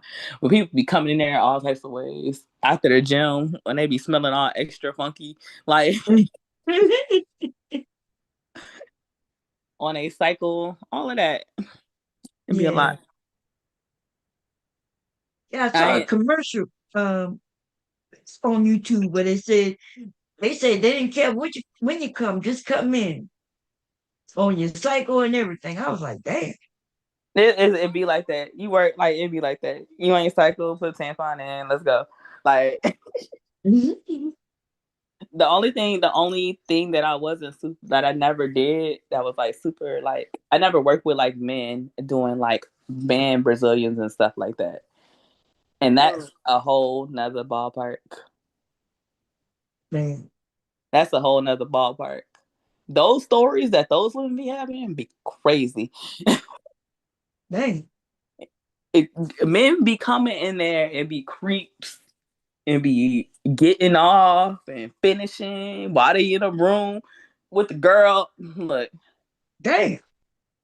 yeah, like it'd be weird. So, yeah, I never waxed any man like below his belt. Hmm. That I must used be to a lot wax. of money there. I mean, yeah, you get paid, and usually like the weird niggas tip pretty good. But like, I'm not trying to be sexually harassed by you, sir.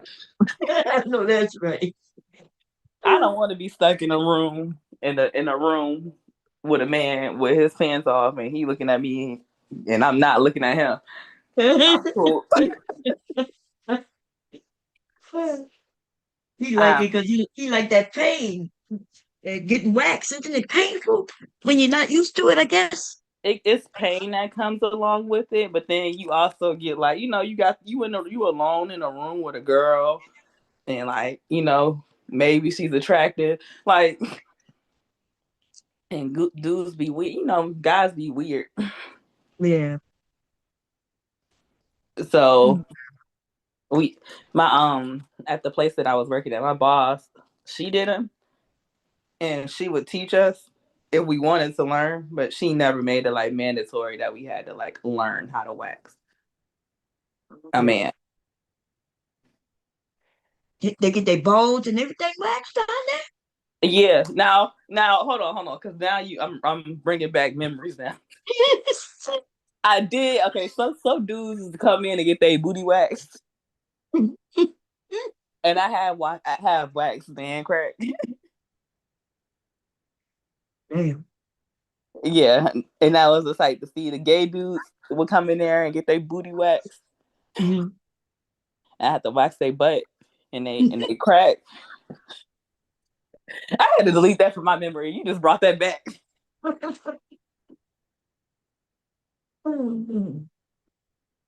I had to delete that from my memory. I haven't thought about that at all. But yeah, that's what I did do them in, but she didn't make us wax like their penis and their balls and stuff like that. Yeah. Yeah, that's crazy. Yeah, it seems painful to me, Um, You get used to it, they honestly. rip it. Chew! Ha! How long it lasts? You're supposed to get waxed like every 6 weeks. Oh, okay, It, that's like that. it make your hair grow back thinner and finer over time. Mm. So when you get that first wax, when your hair start growing back, it won't be as thick as it was the second time. Oh, okay.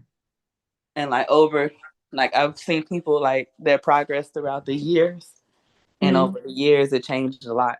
So it changed from like them being like super hairy to like hair reduction is like 75%.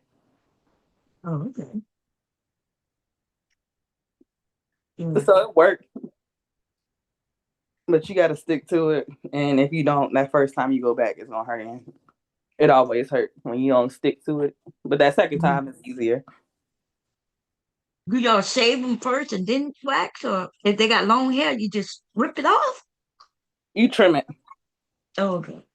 So we got little scissors.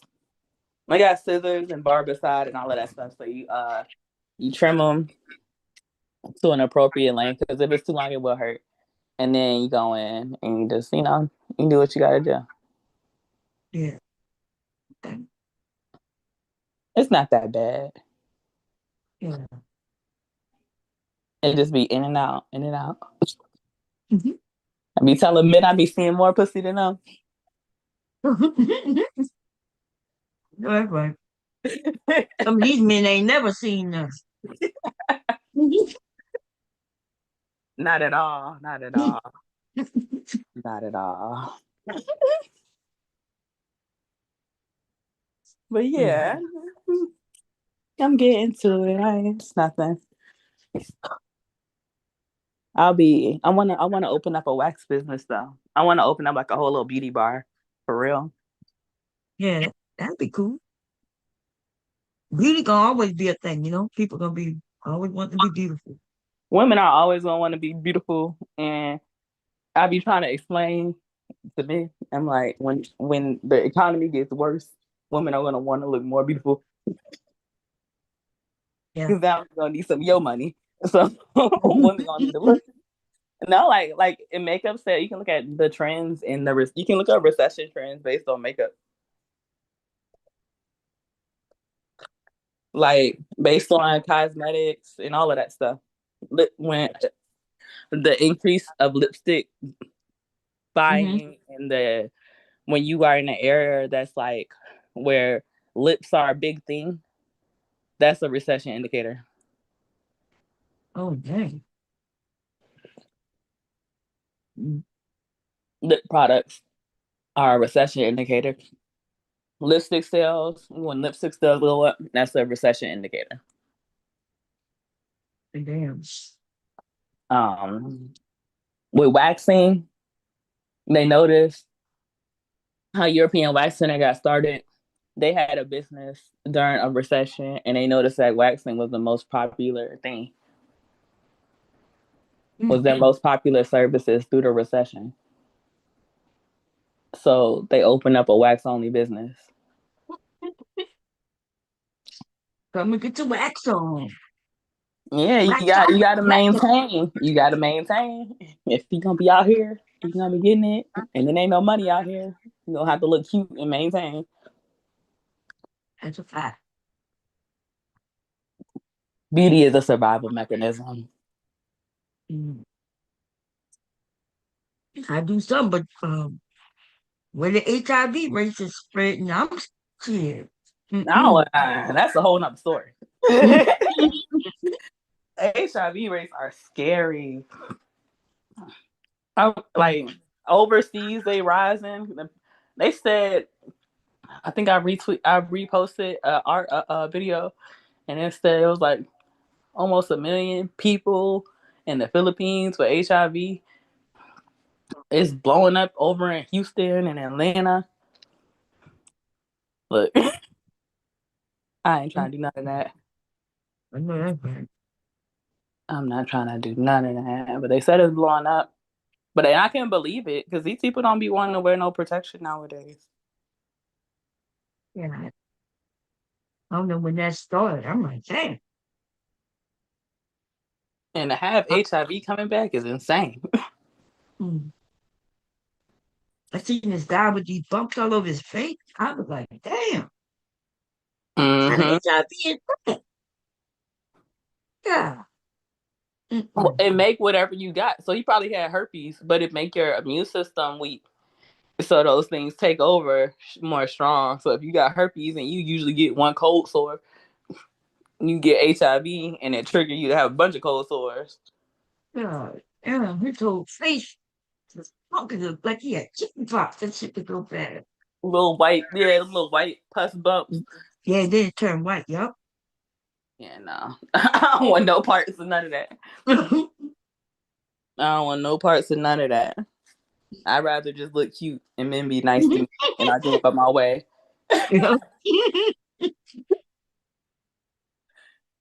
Like, for real, because it's not worth it.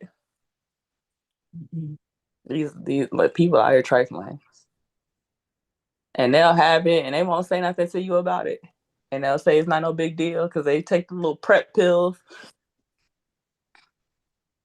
Yeah, I knew it was something wrong when they were marketing PrEP to heterosexual people. Like, yeah. See, that's their marketing strategy. And you I seen a video where the man walked into his girlfriend and told her that she gave it to him. And somebody, you gave me this, you gave me that.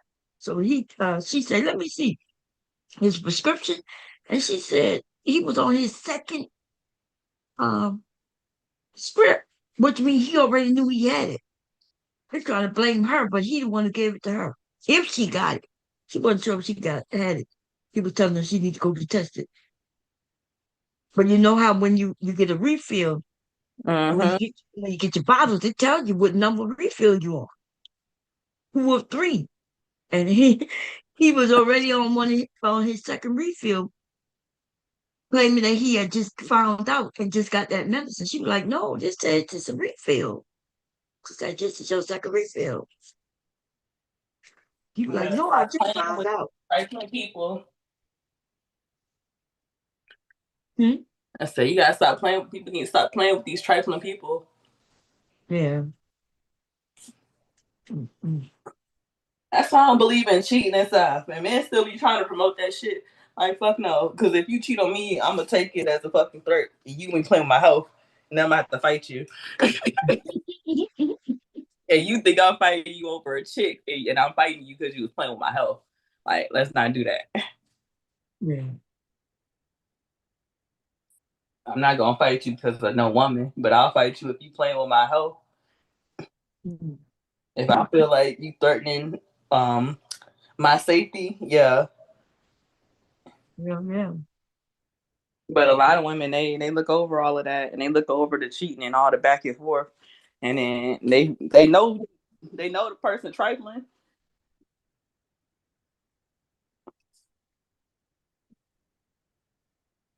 I can't It's do it. crazy. My mama and my grandmama raised me better than that. My grandma told me if a dude cheating on me to leave. And she said she wouldn't encourage me to stay there. And my grandma been married for a long time. Mm. 30 some years. 40 some years. She a minister Mhm.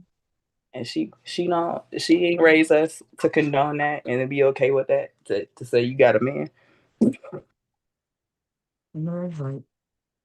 You can go home, you can come back home and regroup and get yourself together. But you don't gotta stay with no not stay with no cheap man. Think I get here acting wild. Mm. No cares in the world. Acting like everything's sweet and everything good. Then you over here spreading around your little diseases. Mhm, mhm, mhm. Just nasty.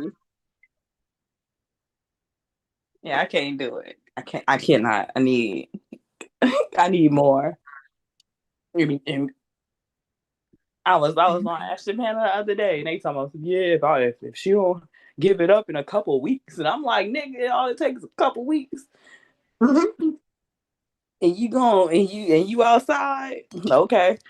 And your ass gonna be locked the fuck outside. These men want to cheat and they want you to accept it. And then if you cheat, they tell you, hell no, they are accepting it at all. It's just unrealistic, everything they talk about. Yeah. If you So if you I be bringing up the wildest shit, girl. what? When I'm talking to them, I bring up some wild ass shit to see what they got to say. Girl, it'd be crazy. Because they really want to convince us that naturally it's okay for them to cheat, but it's not natural for women. Right. Like I can outperform a couple of y'all low key. They be saying the most wildest things. It's like, wow. Y'all be the ones that's out of breath, gas, and talk about you need a break.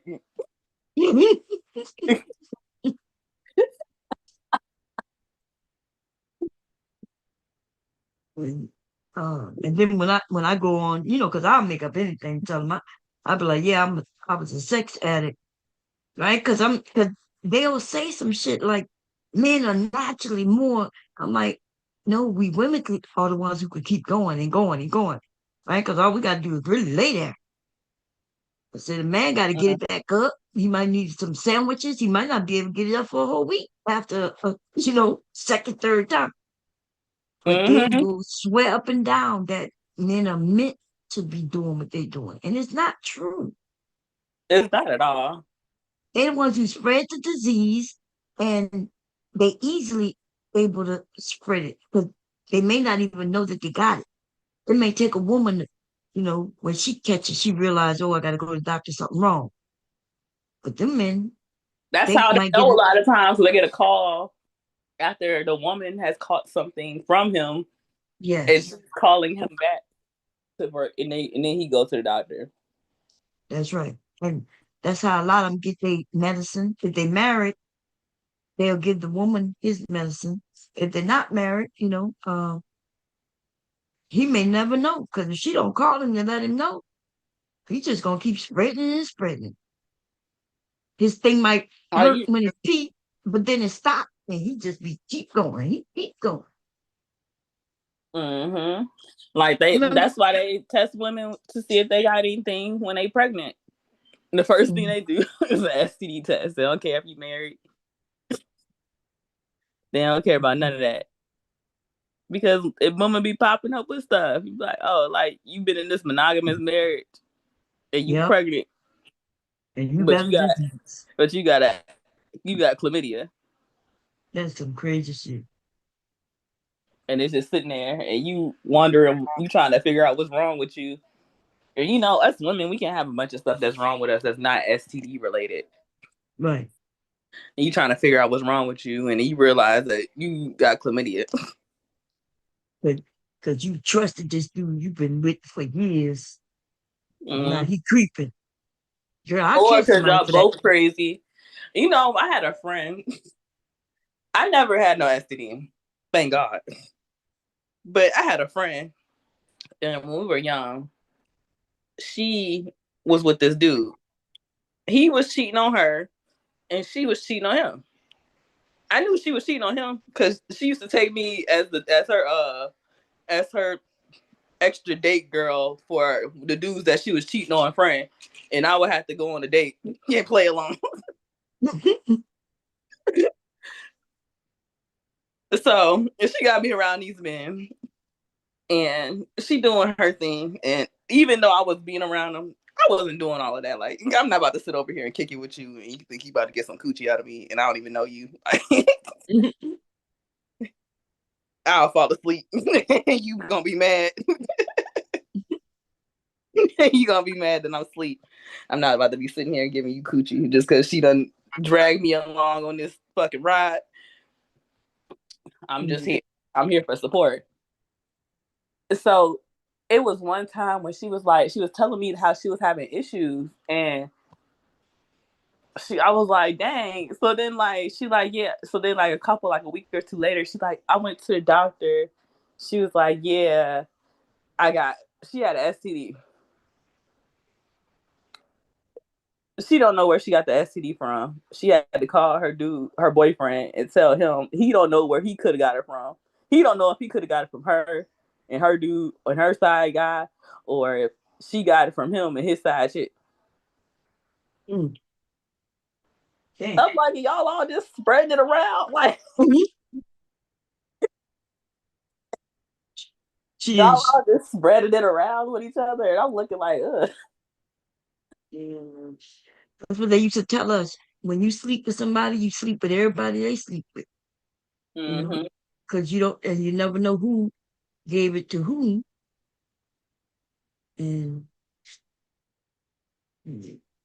But she didn't. She went through it. She had to call up her boyfriend and tell him that he needed to get tested, and then she had to call up her side dude and tell him that he also needed to get tested because she didn't know who she got it from. And they weren't going to the doctors, so they didn't even know where they got it from. Yeah. And that's why when they look at these stats, and these men be claiming women got more of this, more of that, they got more STDs. I'm like, we go to the doctor They shared more. it with y'all. We getting it from y'all. We just go to the doctor. We have to go because it's gonna affect us in ways where we gonna be forced to go to the doctor. And Right. it lays dormant in men. Men are the carriers, Yeah. and it bring it to us. We got natural built-in defenses for it, but that's not a fail-safe. Right. Because your body is made to protect you a little bit,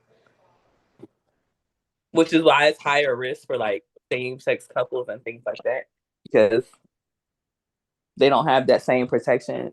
The vagina has a microbiome, so that protects us from a lot of things that even we get exposed to. So if a woman gets exposed to HIV, that don't necessarily mean that she got it. Mm-hmm. Because the biome and the pH of your body offers some type of protection. But with men, that's not there when they do what they do. So it's able to transmit quicker and easier from man to man. Yeah.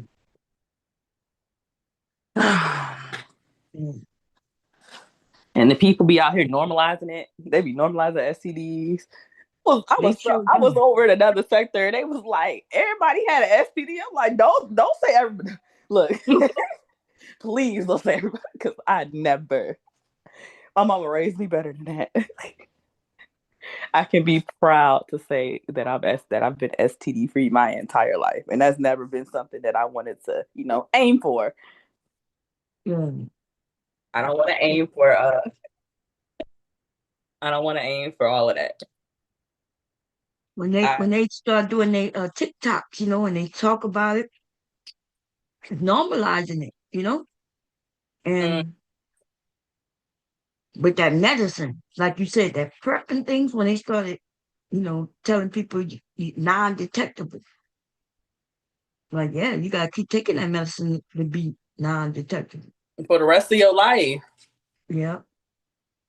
You decide to get off that shit, you're gonna be detectable and dead. Shit. If you run out, if the world collapses, and if Trump raised up your medications, then he ain't got it. He ain't got it at Trump RX.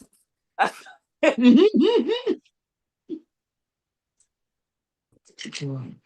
I know one thing that's not gonna be at Trump RX: some birth control. Mm. So if it's going to be through Trump RX, look, I wouldn't trust it. They're trying to take away the morning after pill. I saw they trying to take away a lot of they trying to take away birth control pills. I did see a thing though that came out about Depo-Provera, and it was talking about a new study came out about Depo-Provera, and it was talking about how it caused brain cancer in women. Yeah, I did see something like that. I don't believe in birth control, but I don't believe in just like hopping on any D that I see either. Yeah. Birth control messes with your brain.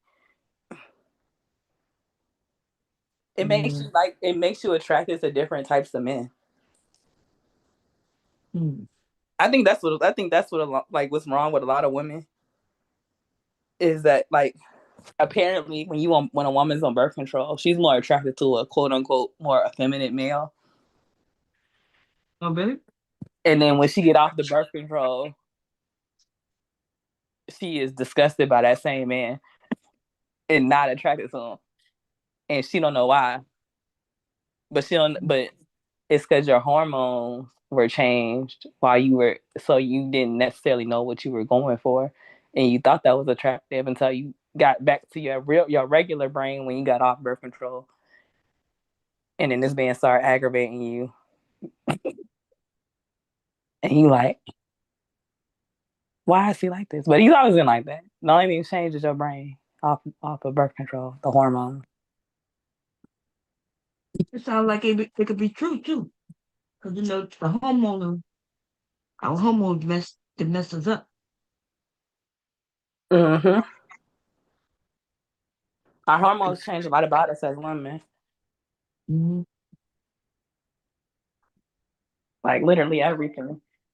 I've been tracking. I track my cycle so much. I don't even got to look at that little calendar to know where I'm at because I can gauge where I'm at by how I feel Mm-hmm. based off of my hormones. I know when my hormones. I know I can feel when I can feel when I ovulate. And I could be like, I'm probably ovulating right now, and open up my period tracker, and I be ovulating. I'm like, oh, that's crazy. Yeah. I mean, like, okay, because it change. It even changes how we look. Yeah. Look at myself and I'd be like, then like once a month, I usually be like, I'm getting fat. That's right before my period. Every month, I get bloated and then I'm getting fat. I can lose weight, and then I'm like, then I check the app and I'm like 2-3 days late for my period. I'm like, okay. And so it changes a lot about us. Yeah, it does. PMSing. Some of us PMS and we be a little loony. I know I can be a little loony. Yeah, man. I think that's when they say, women started, like you said, birth control came out, and that's when, people became more sexually active. And it does Less, make sense less. that because when they mess with your hormones to control your birth, which is weird, right? Because tells your body when to have a period based on the pills you take, right? Yep. Yeah. See, I never. Or you can hold it off. You can take certain pills where you get your period seasonally, like every four times a month. Really? Uh-huh. Yeah. See, I never was on birth control. I was on birth control one time for, I think when the shots lasted 6 months, I think. I think so. Yeah. I And, refused to take a shot. I was on birth control for probably like 6 months. yeah. And it made me feel so bad. It made me so crazy that I had to stop. And I never like went back to birth control. Like my ex, because one thing I used to make it his responsibility that I took it. So he would have to have the alarm on his phone, and he would have to wake me up with my birth control and a cup of water to make sure I take my birth control because I'm not taking this for me. That's what would have had to happen with me because I would have forgot. I took that shot right after having my son, and when I went to go back, no, I didn't go. You know how you miss your appointment, Mm-hmm. and then shit. When I decided to go and say, okay, let me go take this, I was pregnant again. It was a year and a half later. It was like they were like, we can't give you the shot. It's like, why? Oh, because you're pregnant. Oh, I did try the copper IUD. mm, The copper IUD was okay, but that's like the only non-hormonal form you can get. mm-hmm. So I tried that after I had my daughter, but no, I don't want none of that. All of that stuff is bad for us. If you look at the history of it and how they tested it and the amount of women that they sterilized involuntarily, Mm. they would go to like poorer communities and offer birth control, and it would sterilize women. Mm. But they would go to like black communities, Hispanic communities, minorities, and they would offer it like it was a good thing, and then the women would end up sterilized and with all types of issues. Yeah. I So know I the don't trust it. The best thing you can do is keep your legs closed. mm, Keep your legs closed.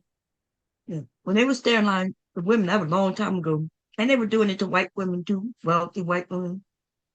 Well, they were still sterilizing women up until a couple years. Well, they probably still doing it. They were doing it at those migrant checkpoints down and on the border where they were sending them back at a couple years Mm-hmm. ago. They were sterilizing women there, giving women hysterectomies against their will. The women couldn't speak English, and they had them signing papers and stuff to get a hysterectomy. Mm-hmm. And that was a Yeah. couple years ago. Yeah, they have lawsuits. Um, and they get them a lawyer and sue them people. That's fucked up. Right? You think you already in there like an encampment, so it's already bad. Hmm? But then you go there and you go in there because you having some issues, and they give you hysterectomies Mm. against your will, and you think you going in there for a fibroid surgery. Yeah. They're gonna get rich if that's happening though. Yeah. That If was in that hap- 2020. Yeah, that was in 2020 here. Yeah, I'm saying they can sue and they'll get rich. They'll be wealthy. That's crazy. Because I remember that. Because stuff like that stands out to me. Like Mm. when they forcing sterilizations on people and stuff like that. Mhm. that's beyond like that's stuff that's like okay, like Yeah, that's illegal. The doctor gets sued. Yeah, everybody getting sued. The hospital. Um, you got, you gotta, you can't even get you can't even get certain surgeries right after you have a baby. Like, let's say you just had a baby, like, oh, I don't want no more, tie my tubes.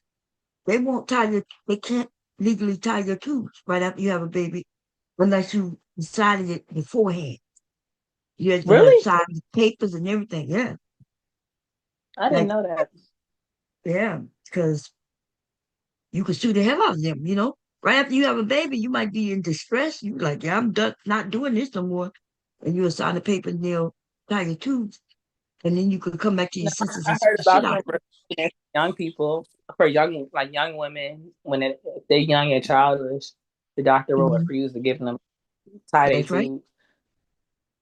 Yeah, they refuse to do it, but if you can, why don't you do it with no distress and do it months in advance so you could think about it, then you could get it done. But yeah, so to hear that What the they world we live in? could, to hear that, some people from another country came over and they gave them, why did you just send them back? Like, because hysterectomies and things like that cost a lot of money. That's major surgery. That's you out. Well, you know they be running scams. Yeah. You Who? know they be running scams to get extra money out and putting in extra services.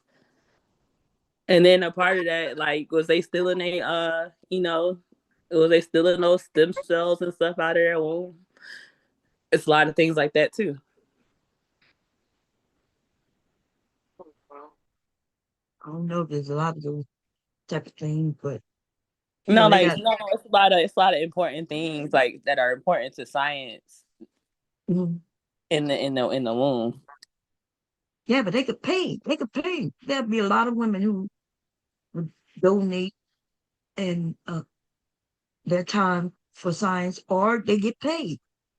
You know, they don't have to go and trick people who gonna sue them because the woman gonna know she had a hysterectomy eventually. So, and she gonna be if she could prove that she didn't want that, she gonna sue them. So I don't see a doctor wanting no lawsuit like that. And the government,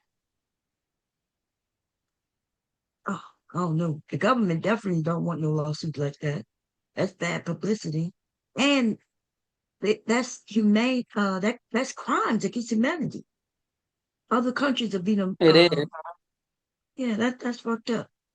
I know they were doing. They said they was going to Africa and doing those things, but a lot of those women, because of the situations they were in, the men was abusing them, uh, raping them, and there was no help for them, and so there was a lot of babies born through that type of stuff in certain parts of Africa. And the women, you know, didn't want those babies or they couldn't feed them. Or I don't know if the people convinced them, but that was so long ago when that all happened. And that's fucked up. But yeah, Whatever. in the U.S. today, they're grabbing people and giving them hysterectomies. I doubt that. You know how long when I had the hysterectomy, I wasn't able to go up and down my steps for like 4 weeks, and I couldn't work for at least 6 weeks. Like that's major surgery. It is. It's very major. Look, she left out. She was supposed to get her left ovary removed because it had a cyst on it. He took the right one out. She was Mm. upset. She had to go back to take the left one, and she wound up with a total hysterectomy. Took both her ovaries. Yeah. How you Yeah. mess up something like that? Like, how does a doctor mess up something like that repeatedly? Yeah, doctor did something like that to me. So remember, I had my tubes tied when I had my second son. At least I thought I had my tubes tied, but apparently he didn't find both of my tubes to tie 'em. There was only one of them that got tied. That's how I got pregnant when I Mm. was damn near 50. Okay. Um, so I was like, there's no way I can get pregnant. I said, because they cut them and burn them. At least that's what I think they do. Like they have said they can go back together though. Okay. That's why they used to tie 'em, but some people used to get back together. Anyway, but come to find out, he didn't, when he was in me, through the notes, they said when he went in that he couldn't find the other two or some shit like that, girl. He was like he couldn't find it, but he never told that to me. He, he couldn't find it, and so I just went on where only one was cut or severed or something. I don't know. And each motherfucking doctors ain't shit. A lot of them. Not at all. When I went My and had my family always. gallbladder, I was I, raised for you to make sure that your doctor know and understand that you are loved and cared about. And we coming in deep. We requesting medical charts. We want to look. We want to explain. We gonna be nosy. Everybody. yeah, that's how we Because have to do. you gotta let them know that somebody care about you, even with your experience at the VA. If imagine you ain't have your husband or people that cared about you, like they gonna treat you any kind of way. Yeah, that's what they were trying to do. I was thinking about that yesterday. I was like, how I was being mistreated, where I went live, and they Mm-hmm. wanted me to stop so they could continue to mistreat me. That's the fucked up thing, right? They wanted me to stop recording so they could continue to mistreat me. They wanted to mistreat you in private. Yeah. It's like, Like damn. hell no. We gonna be on That's the why a lot summer of jam screen. Everybody gotta see this. um that's why people don't like being recorded these days. People popping up recording shit, and they be like, you can't record here. Why not? Girl, I'm watching them little videos, they call themselves it's the First Amendment guys. They go out and test. They go to these, and I realize that a lot of people do have jobs and they don't know what the laws are. I think I think it was Taylor. She was up here talking, and I had mentioned how I could walk into a government agency and I could start recording. And she said, no, you can't. And I'm like, yeah, the Constitution say we can. Now she can't because she's working there. He works there, so she can't record. But I could go in there and record all day.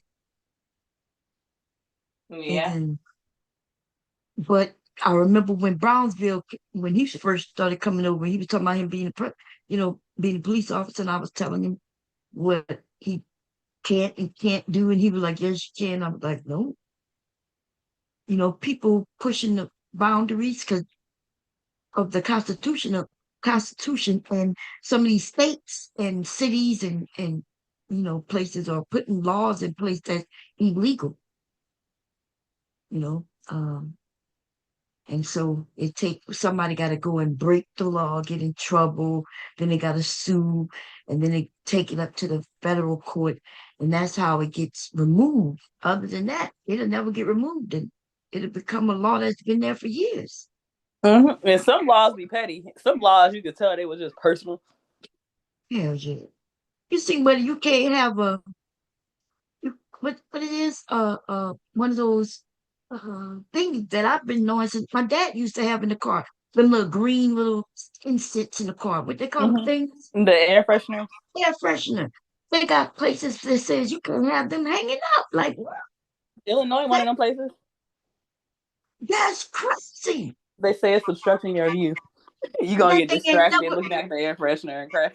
ain't that some shit? That thing ain't never distracted nobody ever in life. And now they want to talk about it. The thing not even way up there where it hangs from the rearview mirror, it's not in front of the rearview mirror. You know what I mean? Mm-hmm. It's crazy.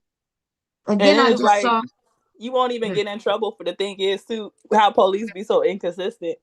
you can get pulled over a million times and they not say nothing about it. And then you got a police officer, he be an asshole one day. You got a ticket for an air freshener you had dangling for the past 6 months. Yeah, that's crazy. I just saw and I forget what state, but they pulled over a group of young people and they had smell in the car. And she said, yeah, before I got in, they were sitting in the car smoking, right? And apparently, I think it's Missouri. I think they were in. Where the cop told them they can't smoke in their car. I was like, you mean you can't smoke in your fucking car? If you like my son the other day, he asked if he said if somebody come over, we be okay with him smoking up there with me? I'm like, hell no. Nah. Better go to your car. You know what I'm saying? Or go sit out in the backyard, put your chairs out there. You could start. We got like this little thing where you could have a fire. I forget what that thing called. Fire pit. That's what it is. Like you could set up the fire pit, set you up some chairs, and y'all could chill out in the backyard, but you can't smoke here. Anyway, but there's some state where they can't smoke. At least that's the police lied. Said they can't smoke in their car. You know, that's crazy. I can see if they saying you can't smoke marijuana while driving. That's one thing. But what you mean I can't smoke in my car?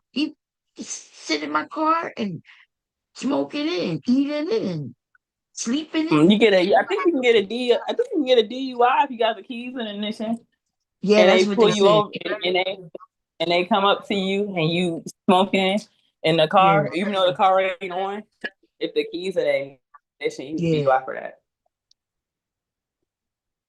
She was telling me But so it makes sense because then if you allow people to smoke in the car, then you allow people to sit in their car and just drink, and then yeah. it got to be a limit to it.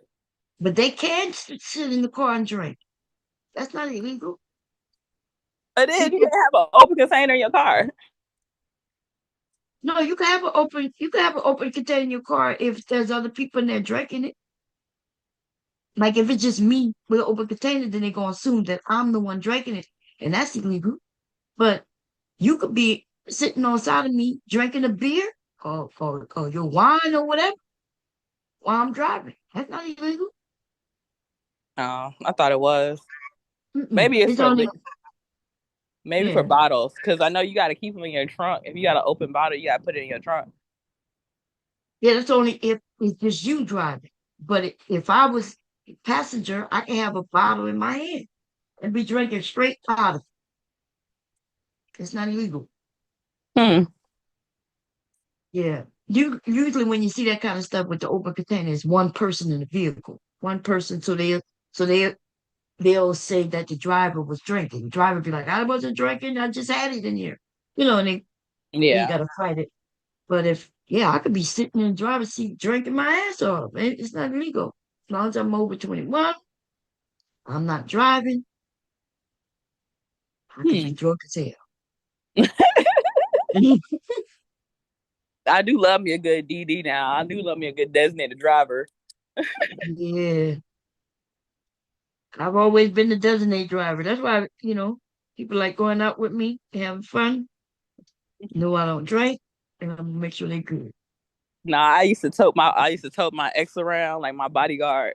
So if we was going out, if I was going out to hang out with my friends, he'd be sitting in the back and he'd drive and make sure we all get home safe. Make it work. Yeah. You're gonna be here to make sure all the girls is good and we all safe and protected. Yeah, I saw a video where actually it's where she said she got caught HIV. So she went out with her friends and got drunk. And then her and her friends was arguing because her friend told her to stop drinking and come on, let's go. But she wanted to stay. And so they got in an argument. A friend left her and she stayed with some people she didn't really know and ended up getting even more drunk, sleeping with somebody she didn't know, and then catching HIV. And I always wondered, like, I couldn't like I'm okay with being a designated driver, but you got to listen to me. You know what I'm saying? I'm not gonna be fighting you when I say it's time to go. Let's go. I'm okay with art. You know, we gotta go back and forth, but I look like fighting somebody because I want to leave and they want to stay. Oh yeah. It puts you in a different predicament. But I guess it depends on the extent of your relationship. Yeah, Because if it's one of my friends, depending on how close we is, we might just have to fight. 'Cause I'm not gonna right. leave without you, girl. Exactly. That's what I said. You know, I definitely shouldn't be leaving because now you in danger for real. But like you said, if we're not real friends like that, not that close, I'm not gonna be fighting you and possibly going to jail because your ass won't listen. But women, a lot of times, women don't know. They don't stick to girl code. It's not, like a lot of women don't believe in that. So even Mm, if you try to extend that, you think like, oh, like this is understood. Like they don't be wanting that. They be wanting to go off and do crazy things. I'm like, I, I was raised that we come together, we lead together. yeah. If one goes to the bathroom, somebody going to the Oh, bathroom. But yeah. like that's how I was raised. So like I would make sure you get home safe. Like Yeah, yeah. I need to make sure you get home safe. And while you want to have fun, and I get it, and I understand that. But like I said, I wasn't raised just to, like, see my friend intoxicated and be like, all right, I'm tired. I'm going home. Mm, If we got to be out until 2 a.m., 3 a.m., 4, 5, 6, then we gonna be outside. It's gonna be an adventure. But I wasn't raised to just leave and leave my friend to her own drunk advice. Like, especially if we came out together and right. we met up together. No, that's how I used to be, you know. We went out together as groups of women, and when we came back, it was the same group of women, you know. And if Um, it wasn't, it was so and so went with her boyfriend, went to her boyfriend's house. Her dude yeah, came and who picked we her up knew, all the way. right? But these days, I don't know, man. Um, and then these men, you know, they claim made it seem like women didn't protect each other, which I saw the opposite. I did see where we go out to the club together. In fact, that's why they mad. They said we at the club dancing with each other, right? They get mad when I say, yeah, I could be dancing with each other. If somebody step up and start dancing, you know, as long as don't get too close and carried away, you can dance with them. We all might dance with, 'em. But yeah, that's what I see when, you know, last time I went to the club was in 20, I, I don't think I went out in 2020, so it had to be 2019. Oh, you went Was to it? the club. You went to the club. Your last time is before my last time. Well, actually, Yeah. I ain't been to the club since I was like 19. Oh, damn. A Yeah. lot. The last time I went was 2019. And yeah, it was lots of women in there, lots of men in there, but the women were dancing with each other. The men, they barely dancing. They looking, you know? They looking and they want to show off their bottles of whatever they bought. They holding the whole bottle instead of buying just a, showing off their money. And seem like they're scared to ask women to dance or something. So it's almost like they want the women to walk up to them. I'm like, damn. Yeah, I used to Mm, always have a dude. I used to always have a dude being playing bodyguard, like mm, making sure are we all safe, be good. And if I ain't have no guy with me, then I was that person. mm. I remember I went out to a house party with my friend when I was like 19. I was like 18, 19. And everybody they was faded. They was having a great time. And me, I was sober. I was smoking, but I took it like a shot or two, but I wasn't trying to, I wasn't trying to be in the same mode.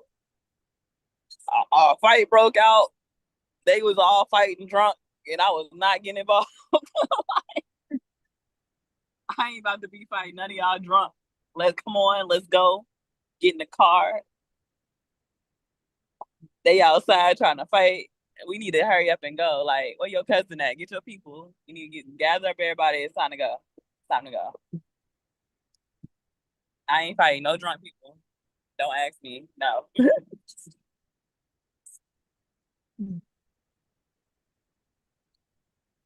But I just Okay, think well, that part of our culture, I think certain parts of just being women and how we treat each other in regards has been lost.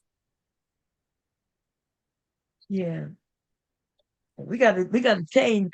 Uh, we gotta, because I don't know if we could depend on these men like this. I think, yeah, shit about to get. It's gonna get rough before it get better. You see they out there, uh, gassing American citizens. What was that in your state? What that was? What that happened when they gassed up motherfucking American citizens? At the detention at the camp in Bronx. No, this happened outside of somewhere. They went to go grab people up. They went in this Oh, whole they building. raided. Yeah, they raided. Okay, so they the ICE raided a building out here, and they was. Huh? I said ICE had raided a building out here, and they was zip tying American citizens. There's Black Americans, pretty much Yeah. everybody that was there, and they ran through the building and And they yeah. gassed them. They let gas out on the street. Gas young people, everybody who was able to smell that gas got sick on the street and everything before they ran into a place. Girl, I don't know if it was in the same state you talking about, but these motherfuckers are crazy out here. And we are the American citizens. So let's say you and your child was walking down the street but they was raiding a building and they let gas loose. Yeah. Y'all got hit in the crossfire too. Everybody got hit in the crossfire. Mm-hmm. Wow. You know, I need to be in them areas so I could file a lawsuit. It's gonna be a whole lot of people gonna be getting paid when this shit when it's over. Yeah. Okay. Because they're gonna file lawsuits. They Like, they really letting them run around lawlessly. Like they doing whatever they want. Like they yeah, need a safety mask. Like how they you in a doing safety mask and you supposed to be working for the federal government and you in a safety mask picking up people right. hopping out of They U-Haul. they ain't showing the ID, so some people are fake picking up people and people coming up missing because these people are so lawless that even the fake people are getting away with bullshit. They don't got no uniform, so they No be dressed uniform, however. nothing. Yep. They just have on a mask, but we can't walk down the street with a mask in certain areas. They didn't change the law. But they doing it. Girl, it could be very dangerous. And see, yeah, he's ready to go to war. And right here on the US soil. Illinois just filed a lawsuit Trump for trying to deploy the National Guard. So that's like Huh? the type of lawsuit that was happening for the National Guard to come here. Hmm. I think they filed a lawsuit against Trump trying to send them here. Yeah. You said that we was happy to come there, but I don't think y'all thinking that through. Whoever happy for to have them come, ain't y'all not thinking that shit through. And he ain't coming to try to stop no black people from killing black people. No, He don't give a shit about none of that. He no. just want control. And if they can't come to kill black people, they're not just gonna try to kill a small group. They gonna try to kill everybody in that area. They literally want a race war. So him going to DC, he didn't help nobody there. No crime rate went lower, none of that shit happened. If anything, like they picking up people who ain't got nothing to do with nothing, and now they got to go through some bullshit. And yeah, he not making nothing better. Yeah. You think that is them young boys out there scared of Trump coming through? Is they sitting around saying, "Ooh, they about to come to our city. We need to stop."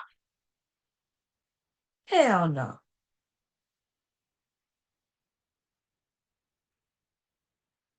Yeah, they ain't changed nothing here. Nothing. Ain't nothing.